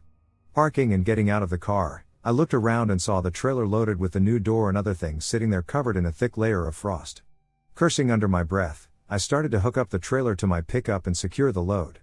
The road I had to drive was barely more than a rough dirt track that ran for about 8 kilometers into the rolling hills of the wilderness where the cabin was located. As I did this, I noticed an absolutely horrible stench hanging in the air. It reminded me of rotten food and something wet that had gone moldy. Looking around for any source of this horrible smell, I saw a large heap of what I can only describe as something that someone who had a very upset stomach had left at the rear end of the trailer. The sheer amount of well shit that was laying there ruled out any human culprit or hell, even dogs for that matter. Standing there a bit perplexed about this, I chalked it up to either a moose or some other animal that had gotten a severe case of disgruntled bowels. The drive along the dirt track was rather difficult due to ice and the generally poor state of the trail itself, cursing myself and the world in general as my truck and the trailer I was pulling along skidded on a patch of black ice. I barely managed to hit the brakes as a loud thud came from the trailer, car, and trailer coming to an uneasy stop. Stepping out of my car, I half expected to see some part of the load having come loose and banged against the kitchen sink I had strapped down. But nothing had come loose as I looked over the trailer. Instead, I noticed a dent in its side panel that looked like scuff marks along the side of it. Now I have to say that at that time I just chalked it up to bad luck and one of the trees standing near the trail being the offender responsible for the newly acquired dent in my trailer. Mumbling to myself as I got back in the car and resumed the drive, I gave it no more thought. After about 1 hour I got to the cabin, and while the dusk began to set in, I unloaded the trailer, got firewood from the nearby shed, and got the wood stove going inside the cabin. I was tired, hungry, and not very happy having to spend the night at this rather damp cabin. I fell asleep in a chair and woke in the morning with my back and neck aching and feeling rather sorry for myself. But as I stepped out of the small cabin and began walking towards the shed, which needed to have its door replaced alongside the cabin, I stopped dead in my tracks. I could see that during the night someone had gone to town on my car. Several windows had been smashed in, broken glass was all around on the ground, one side mirror was missing, and the passenger seat was torn up. The trailer had not escaped the wrath of whoever had done this either. One tire was reduced to shreds. I looked around for any ATV tracks or car tracks, reasoning to myself that someone who had a bone to pick with the county administration had seen the truck and decided to vent their anger on it. But I found no signs except for those marks left by my own set of tires and trailer, both of whom had chains on. Feeling a bit uneasy, I started to unload the materials and whatnot, having decided that I would put everything into the 2 sheds that acted as storage and tool sheds, and head into town to report this to the local police. Rolling myself a cigarette and taking a deep pull of it to calm myself and get the shivers out of my body, I carried on. As I stood in one of the sheds stacking materials and setting down the various tools I had with me, a noise caught my ears. It sounded like a hunting dog yapping far off in the woods, which was not that odd really, seeing how most of the locals are hunters and well versed in anything outdoors related. But what struck me as odd was the tone of the yapping. It was so high-pitched and carried so well I thought the dog was not far off. By the frequency of the yapping, it sounded like the dog was hard on the trail of whatever it was chasing. Stepping out of the shed and looking around for the dog, half expecting to see said animal bounding along the half-frozen marsh and moorland that lay behind the cabin, I saw nothing. I probably spent about 15 minutes looking and listening for the dog, but I never saw it. This should have been my cue to just get the hell out of there in hindsight, but I am sometimes far too stubborn for my own good. I carried on, making sure that all I needed was in good order and ready for when I got back here. When I was done and walked out, I could still hear the dog, but suddenly the tone of the dog changed. It went from a steady yapping to a high-pitched and terrifying howl that was cut short. Then there was nothing but an uncomfortable silence. I guess at this time something urged me to just get out of there. I remember a cold shiver running down my spine when I had my back to the woods as I gathered my clothes and whatnot and headed to my car, hoping it had not been subjected to sabotage as well as plain old vandalism. Thankfully, it started on the first twist of the key as I swung the car around and began down the trail that had gotten a thin layer of fresh snow during the night. I drove for a few minutes, feeling glad I was not going to stay there and feeling worried about why anyone went so far out into the woods to wreck my car and equipment, as I sat there in my own thoughts and paying attention to the road, not wanting to take any chances. As I came to the top of a small hill, where the road runs downhill for about a kilometer, I caught the slightest movement to my right side, and before I had time to think, something stepped out in front of my car, about 50 meters in front. At first, I cursed and thought that a suicidal moose had decided to meet its end at the cost of my car, but when I looked closer at that thing that stood in front of my car, I realized that this was no moose. First of all, no moose stands on its hind legs. Secondly was its head, which, while somewhat resembling the elongated skull of a moose or reindeer, was all wrong, the size, color of the fur, and just the sense of it not being right. Then, as my eyes drifted down along its body, I saw two massive paws, both ending in curved and blunt-looking sets of claws. I just lost it. I felt panic grip my whole body, and I started shaking and sweating like a man possessed. But it was its eyes that made me soil myself as I screamed in fear. White orbs with vertical black pupils bore down upon me as the thing stood there and seemed to radiate nothing but pure disgust and anger at me and my car, as if I had dared violate its home with simply having the nerve to drive here. At that moment I fainted from sheer fear, I suppose. When I woke up, I half expected the creature to be standing right beside my car, ready to end my pitiful life for offending it with my presence. But there was nothing but the silence and loneliness of the woods. I drove like a madman home, breaking every single traffic law I think during the drive. Upon coming to my home, I ran like a whipped hare inside and collapsed on the floor of my bathroom. I lay there for a long time before I managed to calm my nerves and got enough presence of mind to start the process of cleaning myself up. I called the local county the next day and said I could not complete the contract due to the issue of someone wrecking my trailer and vandalizing my tools. I did not care if they believed me or not. It did cost me a fair amount as well, since I lost my tools and trailer and had to pay compensation due to not fulfilling the contract. I just know that I will never go back there. I've been trying to sell my home since this ordeal. I never go outside anymore and sold my dogs to a friend. I just don't dare go into the woods or tundra. Even if the thing I encountered is long gone, I won't risk my sanity and my life on it. Shadow person horror. Really messed up childhood home. I experienced a truly terrifying encounter with a shadow person, and I was accompanied by someone who also witnessed it. So shared observation of phenomena. I approached a room where the lights were switched off, and the other party was present. I made my way into the room and turned on the ceiling light. Upon illumination of the room, 4 to 5 things were visible on the walls. Humanoid shapes. These humanoid shapes are so well defined that they allow you to distinguish features such as clothing and shoes. Body types. The things. These objects bore a resemblance to shadows, but they were more akin to two-dimensional planes. YouTuber Dan apparently witnessed something similar to an incident and mentioned cartoons. There is really no way to describe it except cartoons. All at once, and in an impossibly short span of time, the figures scattered to all 4 points of the compass along the walls and disappeared into the corners. Even worse was the way they moved when they did this. Some did a Spider-Man kind of crawl, and others seemed to behave as if swimming, making kicking motions to propel themselves. I have always wanted to get into paranormal investigation stuff, but this incident left a huge impression on me. I never want to see something like that again. My nanny owned about 35 acres up in North Texas, and I would stay there on the weekends. She would always tell me about the ghost in the house and tell me he wasn't bad, he was just there. Naturally, I never believed her. As a 14-year-old, I just brush it off. Until one night around 2:30, I was asleep on the couch and woke up to use the restroom. The only bathroom was in the hallway between the living room and the master bedroom. As I walked towards the open bathroom door, I looked up just in time to literally walk through this ethereal figure standing outside the door. I flipped shit, sprinted back to the couch, covered myself up with covers, and squeezed my eyes shut until I fell asleep. 3 hours later I wake up to the smell of coffee, which means my grandma is awake in the kitchen. I walk in there wide-eyed and look at my nanny, and she asks what's wrong. Before ever saying anything, she starts laughing at me and goes, "You saw the ghost last night, didn't you?" I believed after that. The Arden Road horror. This past summer I had the misfortune of having to perform pool service work at the H-shaped house that overlooks Arden Road in Denville, New Jersey.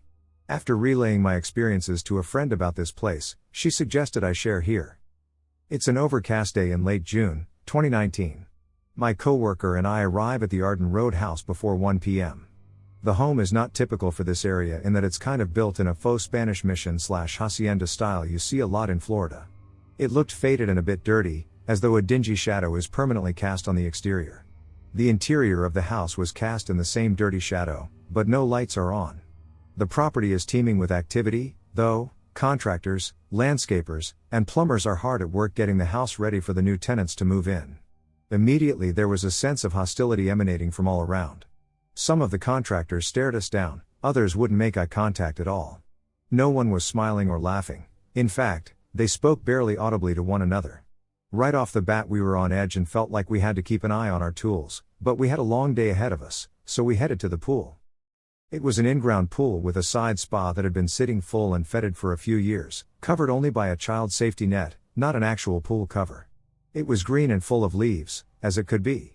We began by hauling a 2 and 3 horsepower pump the 400 feet to the pool, followed by the intake hoses, discharge hoses, and then the power washer. It was my job to attach the hoses and find a spot to discharge the water out of the pool. The property's backyard ends in woods, a rock wall, and these small stone mounds, about 5 of them. As I approached the mounds, I got a horrible feeling in my stomach. They felt like they had been much bigger at one time but had been deliberately scattered. I got the feeling I was on desecrated ground, and pumping water there was a terrible idea. I opted to put the hose in a small creek bed instead. As we began to drain, the new owner showed up and actually helped us the whole time with the job, and what a dirty and exhausting job it was. Every pump we had, both gas-powered and a small electric one for the spa, failed.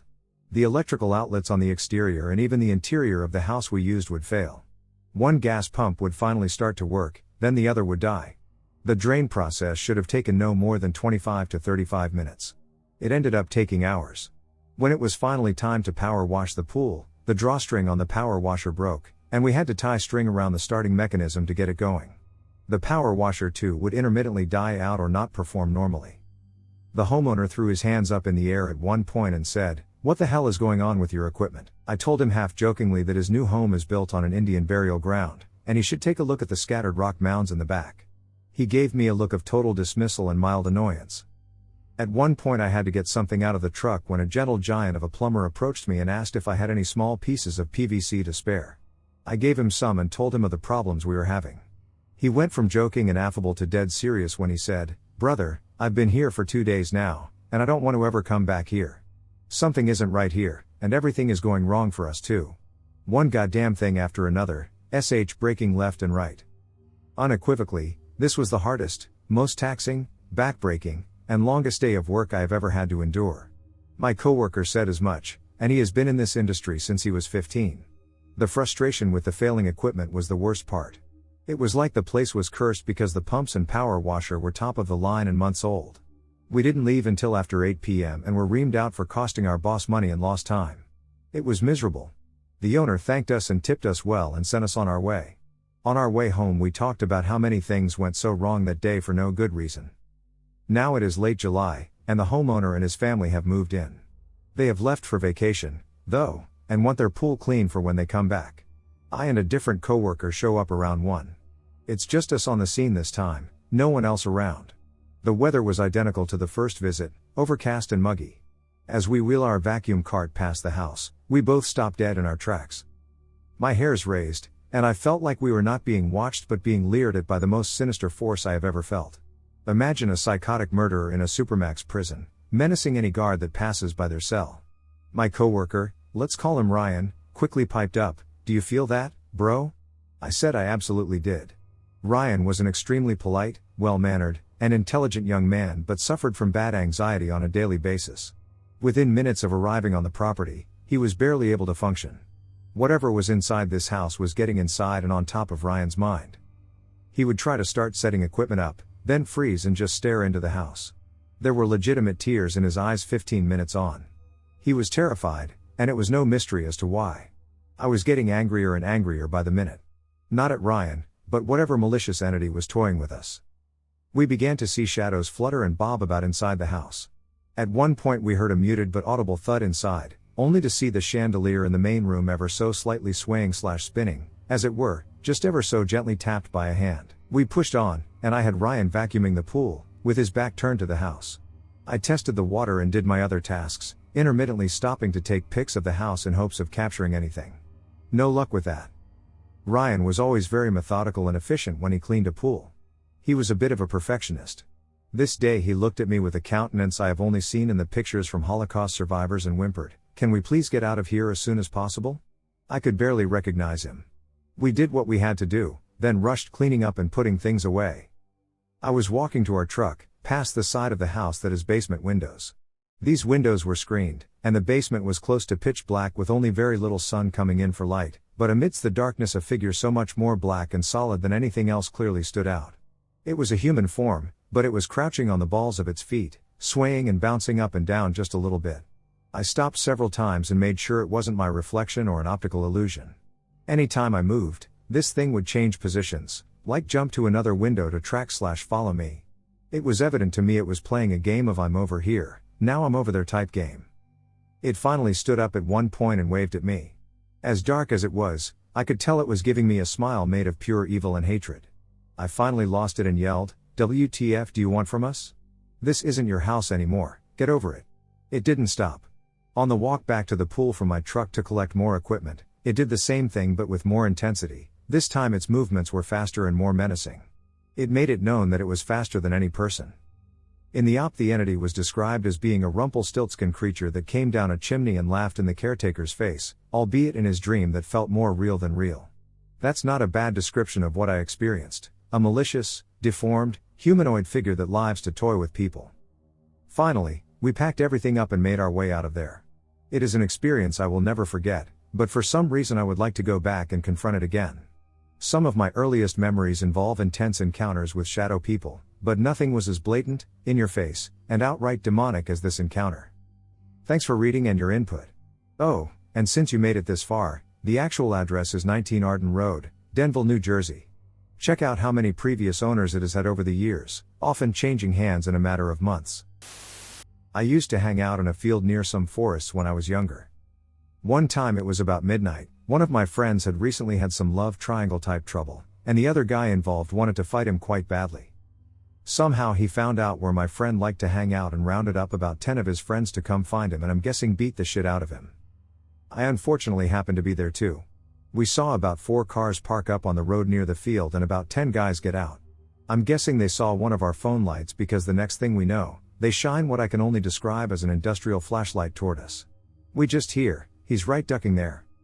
So we ran into the forest at 12 at night in the pitch black. It started to pour with rain.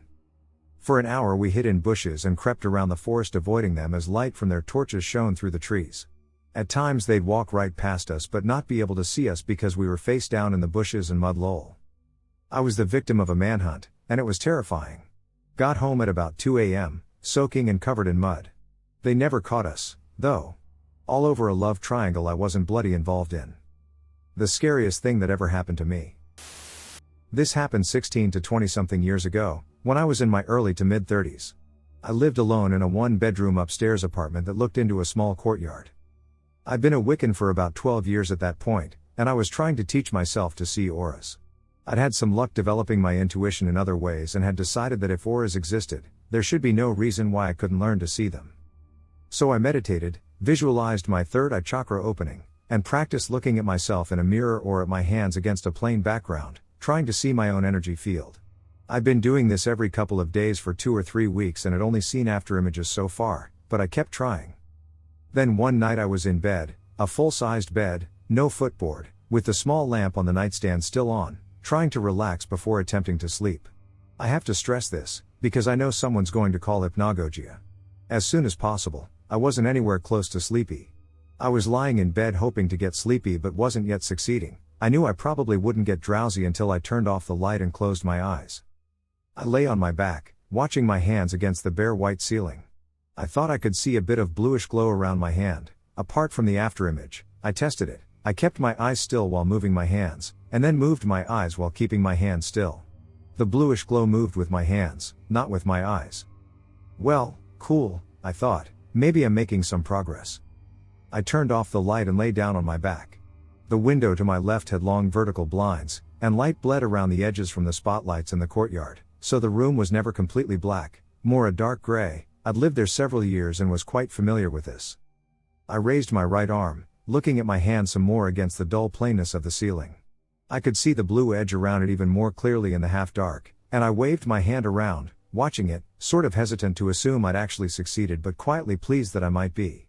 Then I glanced down to the foot of my bed.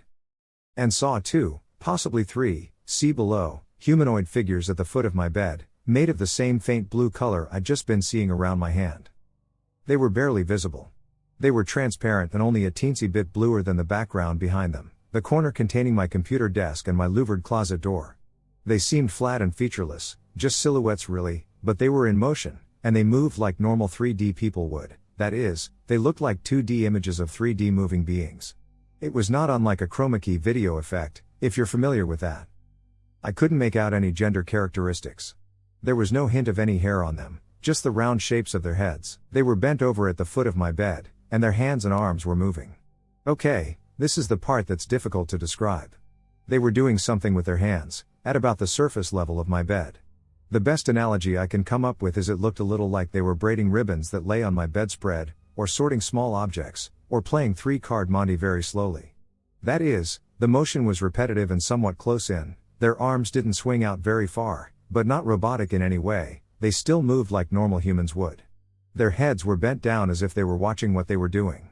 What I'm absolutely certain of, though, is that at one point one figure, call it figure 1, was vertical, having either stood up or having been standing to begin with, and moved to its left, my right, behind another figure, call it 2, and 2, while still bent over doing whatever, moved to its right, my left, to make room for the other figure to fit in the space at the end of my bed.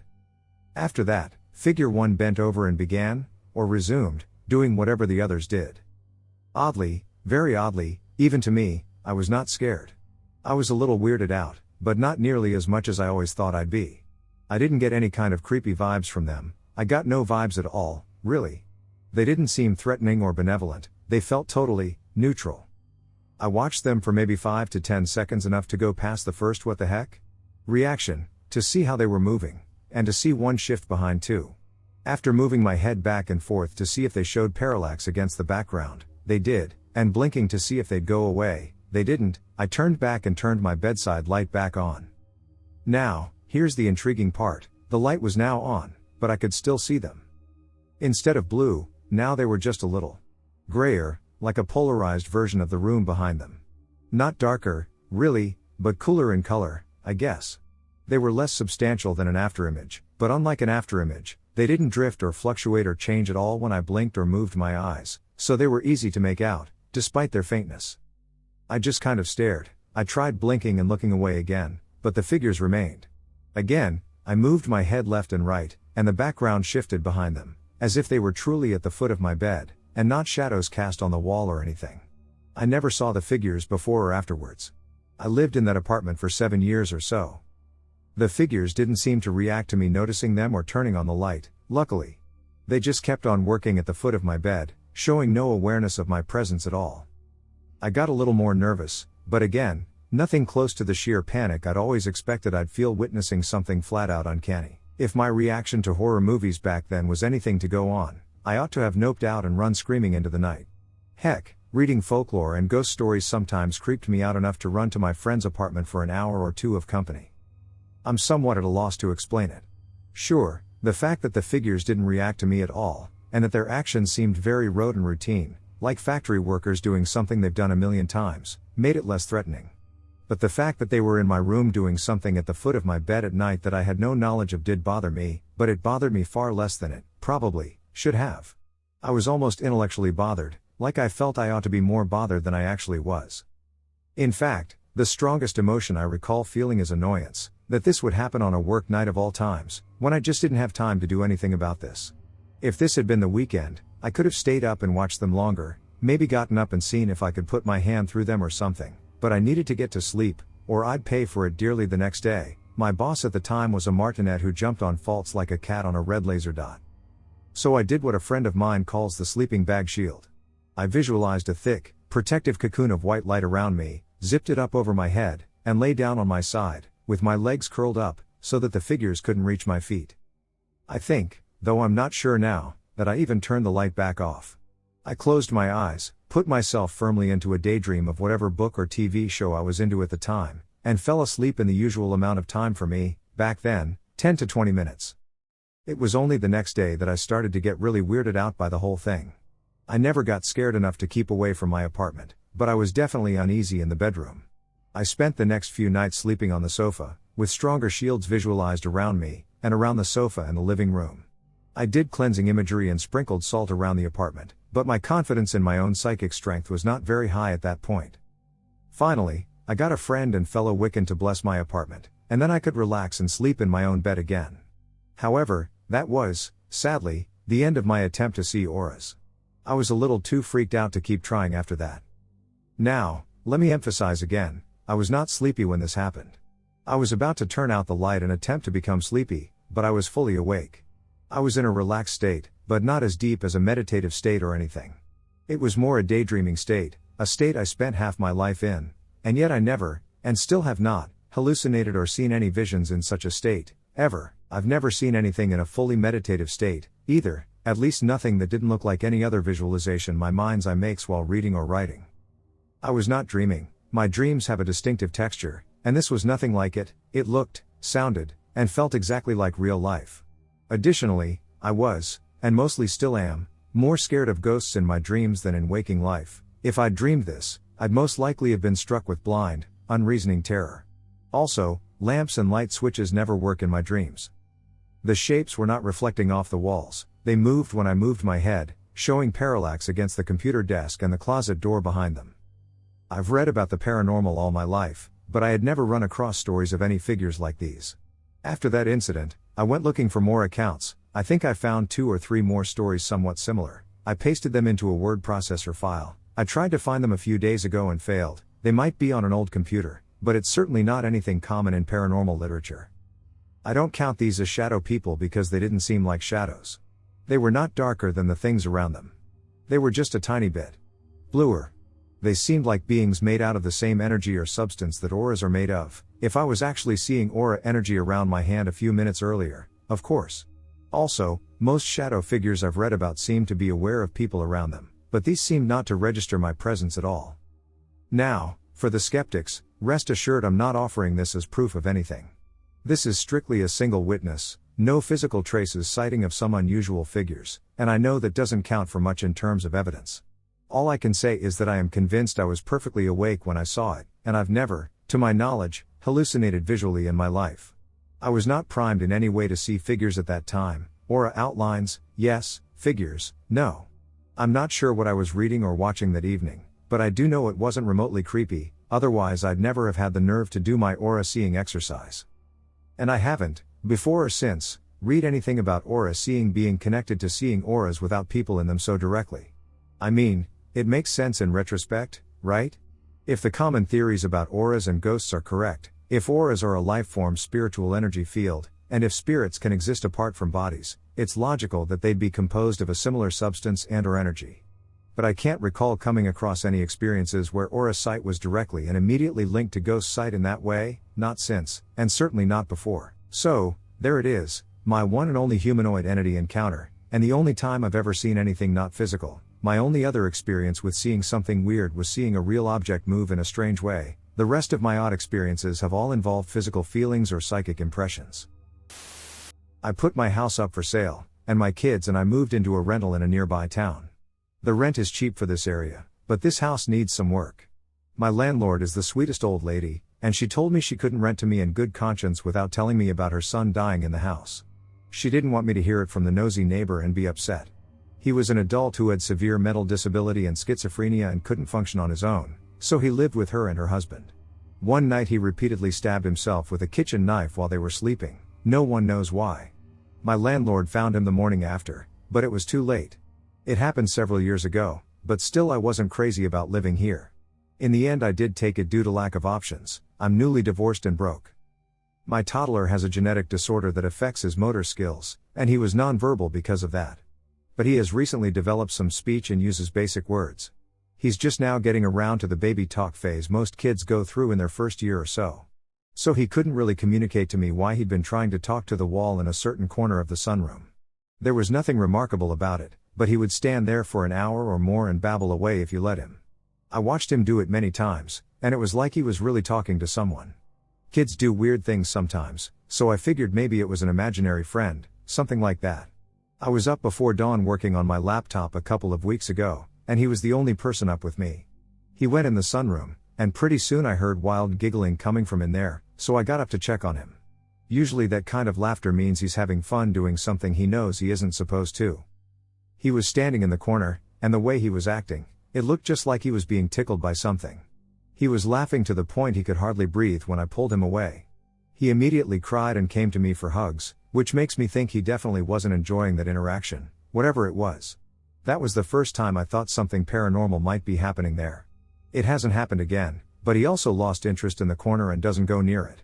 I'm trying to convince myself I'm being silly and I'm just anxious over my life being uprooted and moving into a house that someone died, and not peacefully, in, but no. This house is seriously creepy. As soon as my house is sold, we are out of here. I had a haunted thing.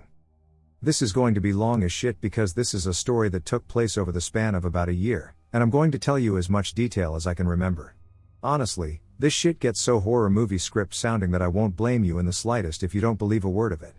I've never typed it out on the internet before, but all of my friends know about this series of events. I'll try and keep this as coherent as possible and give backstory. I'm 30 now. When I was in my teens and early 20s, I was really into weird stuff. There are a few local shops that sell unusual oddities and antiques. Like art made from dead animals, skulls, pickled specimens, things like that. I started pickling my own specimens around age 20, when I figured out it wasn't that hard. I had some articulated skeletons, but the stuff I was really interested in was supposedly cursed stuff. I bought things people claimed were cursed on eBay and even drove to different states to buy things from people they claimed were haunted. I bought 3 different Dybbuk boxes supposedly cursed from eBay. I bought numerous haunted dolls, whatever I could find. I had some weird taxidermy items too, like a couple of 2-headed baby chickens, a snake with 2 heads, etc. I had a few things I wasn't supposed to have, either, but I won't get into that. Long story short, nothing weird ever happened. Not a thing. I never had one unusual, creepy experience with any of this stuff. I should start this off by saying I've never really believed in the paranormal or supernatural. I wouldn't say I'm a skeptic, because I think to use that term you have to go into something deciding it isn't real and operate from that perspective. I'm fine with saying, I have no idea what that is, and I can't explain it.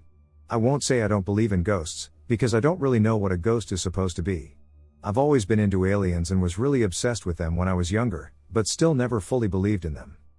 I just kind of liked the idea of them.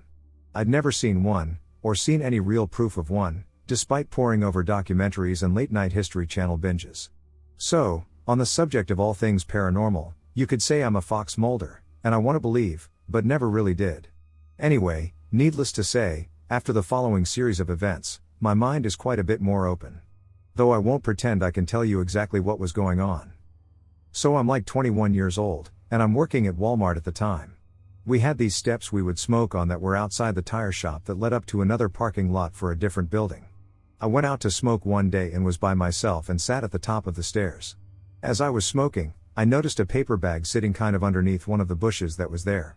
I don't know why, but I looked in it. I was expecting to find some empty beer bottles or something, but inside of the bag was a porcelain lamb. It wasn't particularly creepy looking, to be honest. It didn't have bleeding eyes or whatever. It just looked like something that would be on your grandma's shelf. It had a red ribbon around its neck and looked really new. When I picked it up, there was a note underneath it in the bag. The note said, "Take me home, I'll be a good, I promise." No, really. I know you're already about to stop reading because that sounds corny as hell, and it does, but that's literally what it said. It was written in red ink and looked like female handwriting. Really neat. It was written on a piece of torn out standard notebook paper. Again, I know how stupid and cliché that note sounds, but that's actually what it said. So of course, being me, I brought the thing inside Walmart and stashed it under a register because I was totally gonna take that home. I showed it to my friend who was working there and was kind of like, "Dude, look what I just found outside. Look at this note." And he was like, "You should definitely not take that home." But of course I was going to take it home. I lived for that kind of shit. Anyway, as soon as I set it down, I realized it was a music box, because I jarred it enough, I guess, to make it start playing. I looked at the bottom of it, and it had one of those metal twist pins you wind up, and it plays a tune. So I turned it, and it was the least intimidating melody ever. It wasn't creepy at all. I was actually getting legit disappointed because if you wanted to pull a prank on someone with some scary object, this thing was doing it all wrong. I don't know what the melody was, I'd never heard it before, but it was in no way ominous. Fast forward to the end of the workday, I get in my car, come home, and show my, then, girlfriend. She was into all the same weird shit I was, so she was equally excited about this weird find. We cleared a space on our dresser for it, and from then on we just referred to it as the lamb. Shit started going down immediately. Like, the next day. So, my ex and I didn't have a great relationship, and I spent most of my time in the living room. She hung out in the bedroom. I'd work until around 11 at night and get home and stay on my computer playing games until like 3 a.m. Then once she was asleep, I'd go in the bedroom and go to sleep. This way we didn't really spend that much time together, and we both quietly preferred it that way. So the very next day, I'm sitting in the living room, and I hear a rustling sound coming from the kitchen.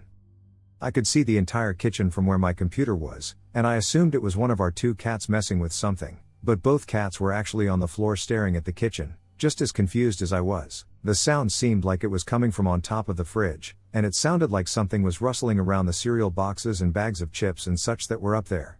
I assume it was a mouse, because we'd found a mouse in the house before, the first specimen I ever pickled myself, actually, and went over to the kitchen to check for a mouse. I turned on the light, and as I walked into the kitchen, I heard the Grudge noise. I've only seen The Grudge once, because it was one of the only films that has ever actually scared me. I'm not easily frightened, and I generally don't much care for horror movies, but something about the long frog croak sound of The Grudge freaked me the duck out when I was younger. The only similar thing that scared me recently was the screaming bear in Annihilation. Anyway, I start walking toward the fridge, and I'm totally hearing the Grudge noise. This is only impactful because this is literally one of the only things I've ever been afraid of. And it was coming directly from the top of the fridge, where the rustling sound had been. I froze dead in place, and so did my cats. They didn't want to go anywhere near that either. I had no idea what to do. I was literally on the verge of passing out. So I tried to articulate this in my head, and I decided that the fridge must be broken, and that a fan or something in it must be grinding. I crammed that thought into my head and sat back down at my chair and put on my headphones. I did leave the light on, I'll admit. Normally I sat in the total dark. In my head, I was really trying to convince myself the fridge was making that noise, but I was finding it difficult to do. But I also was in panic mode, and I was like, what do movies and ghost shows and shit say? Don't acknowledge it exists. So I became the dad in every horror film, and I just said, fridge is broken, and went back to playing WoW while on the verge of jumping out of my own skin and using my headphones to drown out the noise. I actually sat there for way longer than I normally played WoW because I was genuinely terrified to either move or take my headphones off. I had this horrible thought in my head that as soon as I removed my headphones, I would hear the noise like right next to my ear and turn, and some old woman would eat my face or some shit. I have no idea how long the noise went on or when it stopped. So I literally sat there until sunrise. I never went to sleep, and I used an Elvis playlist and chatting with my guildmates in WoW to distract me as best I could. But I literally just sat there frozen in terror the entire night until the sun came up and my girlfriend woke up. She came into the living room at about 8 a.m. and was pissed off at me because I never went to bed. She complained I played games too much, even though we both knew she didn't want me around any more than I wanted to be around her. But our relationship issues aside, she was badgering me about being on the computer all night, and I just said, I don't want to talk about it. And she kind of let it go. She softened up quite a bit, looked a little confused, but I think she could tell I was freaked out. Then she proceeded to freak me the duck out even further. She showed me her arm and said, the cat scratched the duck out of me last night. And she indeed had what appeared to be a cat scratch down the length of her forearm. The problem was, she kept the bedroom door closed, and like I said, both of the cats were in the living room with me, and I hadn't moved from that chair. No one let the cat in the bedroom. They were in the living room with me the entire night. In fact, when sunrise finally came, they were still almost in the exact same spot staring at the kitchen that they had been in when I went back to playing WoW. I didn't say anything about it. I just said, oh. Dang. And I felt like I was going to be sick. Since I hadn't slept, I called into work that day.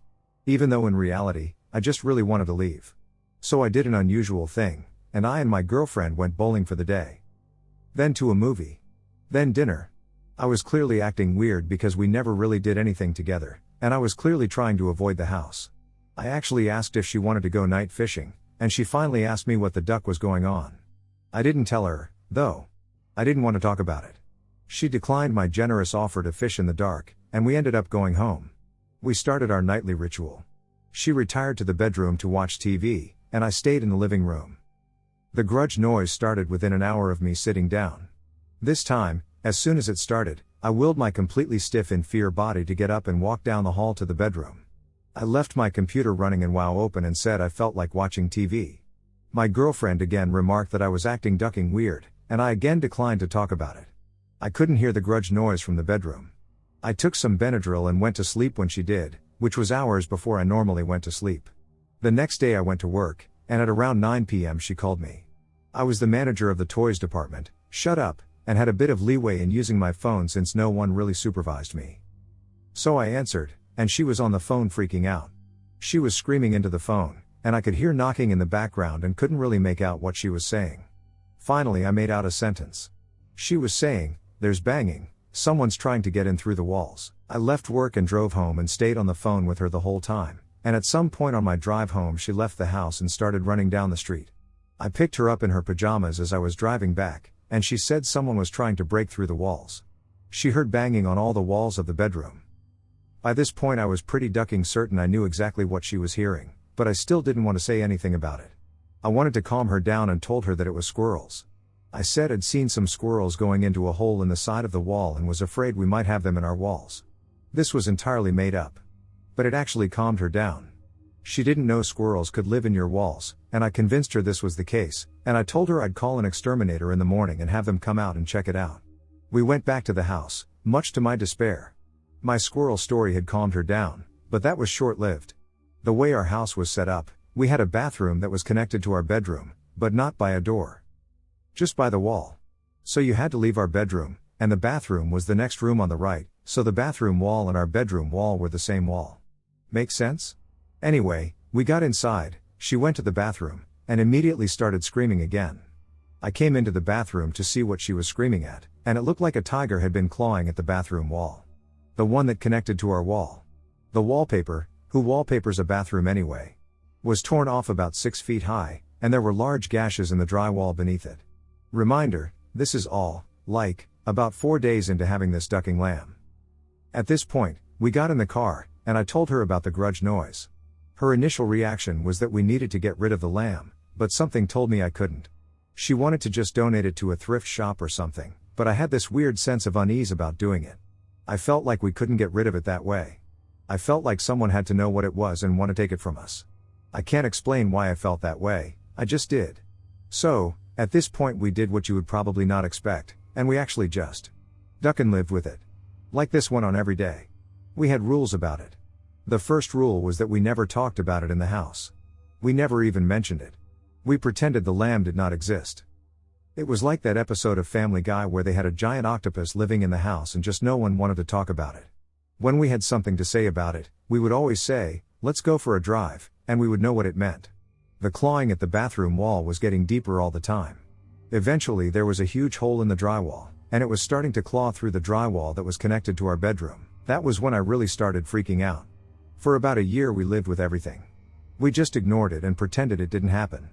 Every night I sat with the grudge noise. Things would fly off shelves. Doors would slam. Straight up paranormal activity bullshit, every day. One of the worst ones was one of our pickled specimens jars that exploded. It was a bird we'd had for a while, and the mason jar exploded on the mantel in the living room. Glass went everywhere, and it took hours to find it all. The bird itself also completely exploded, sending body parts splattering around the living room. It was hell. And I had a few friends I would tell about it every day when I came into work. They'd ask for updates on what the lamb had been doing, and I'd tell them whatever freaky story we had for the previous day. It was literally a daily occurrence at that point. But then it got to a point we couldn't ignore anymore. My girlfriend was waking up with bruises and scratches almost every day, to the point it started to look like she was self-harming. She had a lot of piercings and tattoos, so she wasn't too troubled by the pain but didn't really enjoy having to wash blood out of the sheets every day. When it got too much was when I was sitting in the bathroom, browsing my phone, and I heard a female voice say, "Hey, come here." So I finished my business and walked in the bedroom and said, "Did you call me?" And she replied with, "I was really hoping that was you." This is about 6 months in. At this point, it started talking. Literally speaking. It had a little girl's voice. I know, again, that's so cliché and stupid sounding, but it would occasionally speak, and we could hear it. We never responded to it. Everything we'd read on the subject told us to never, ever respond. We'd hear it at our door at night, saying things like, "Hey, can I come in, please? Please let me in." At this point you've probably tuned this out and chalked this up as some kind of excessively long, poorly written creepypasta, but I promise you, it isn't. Her whole family knew about it as well. All my friends did. Everyone knew about this thing.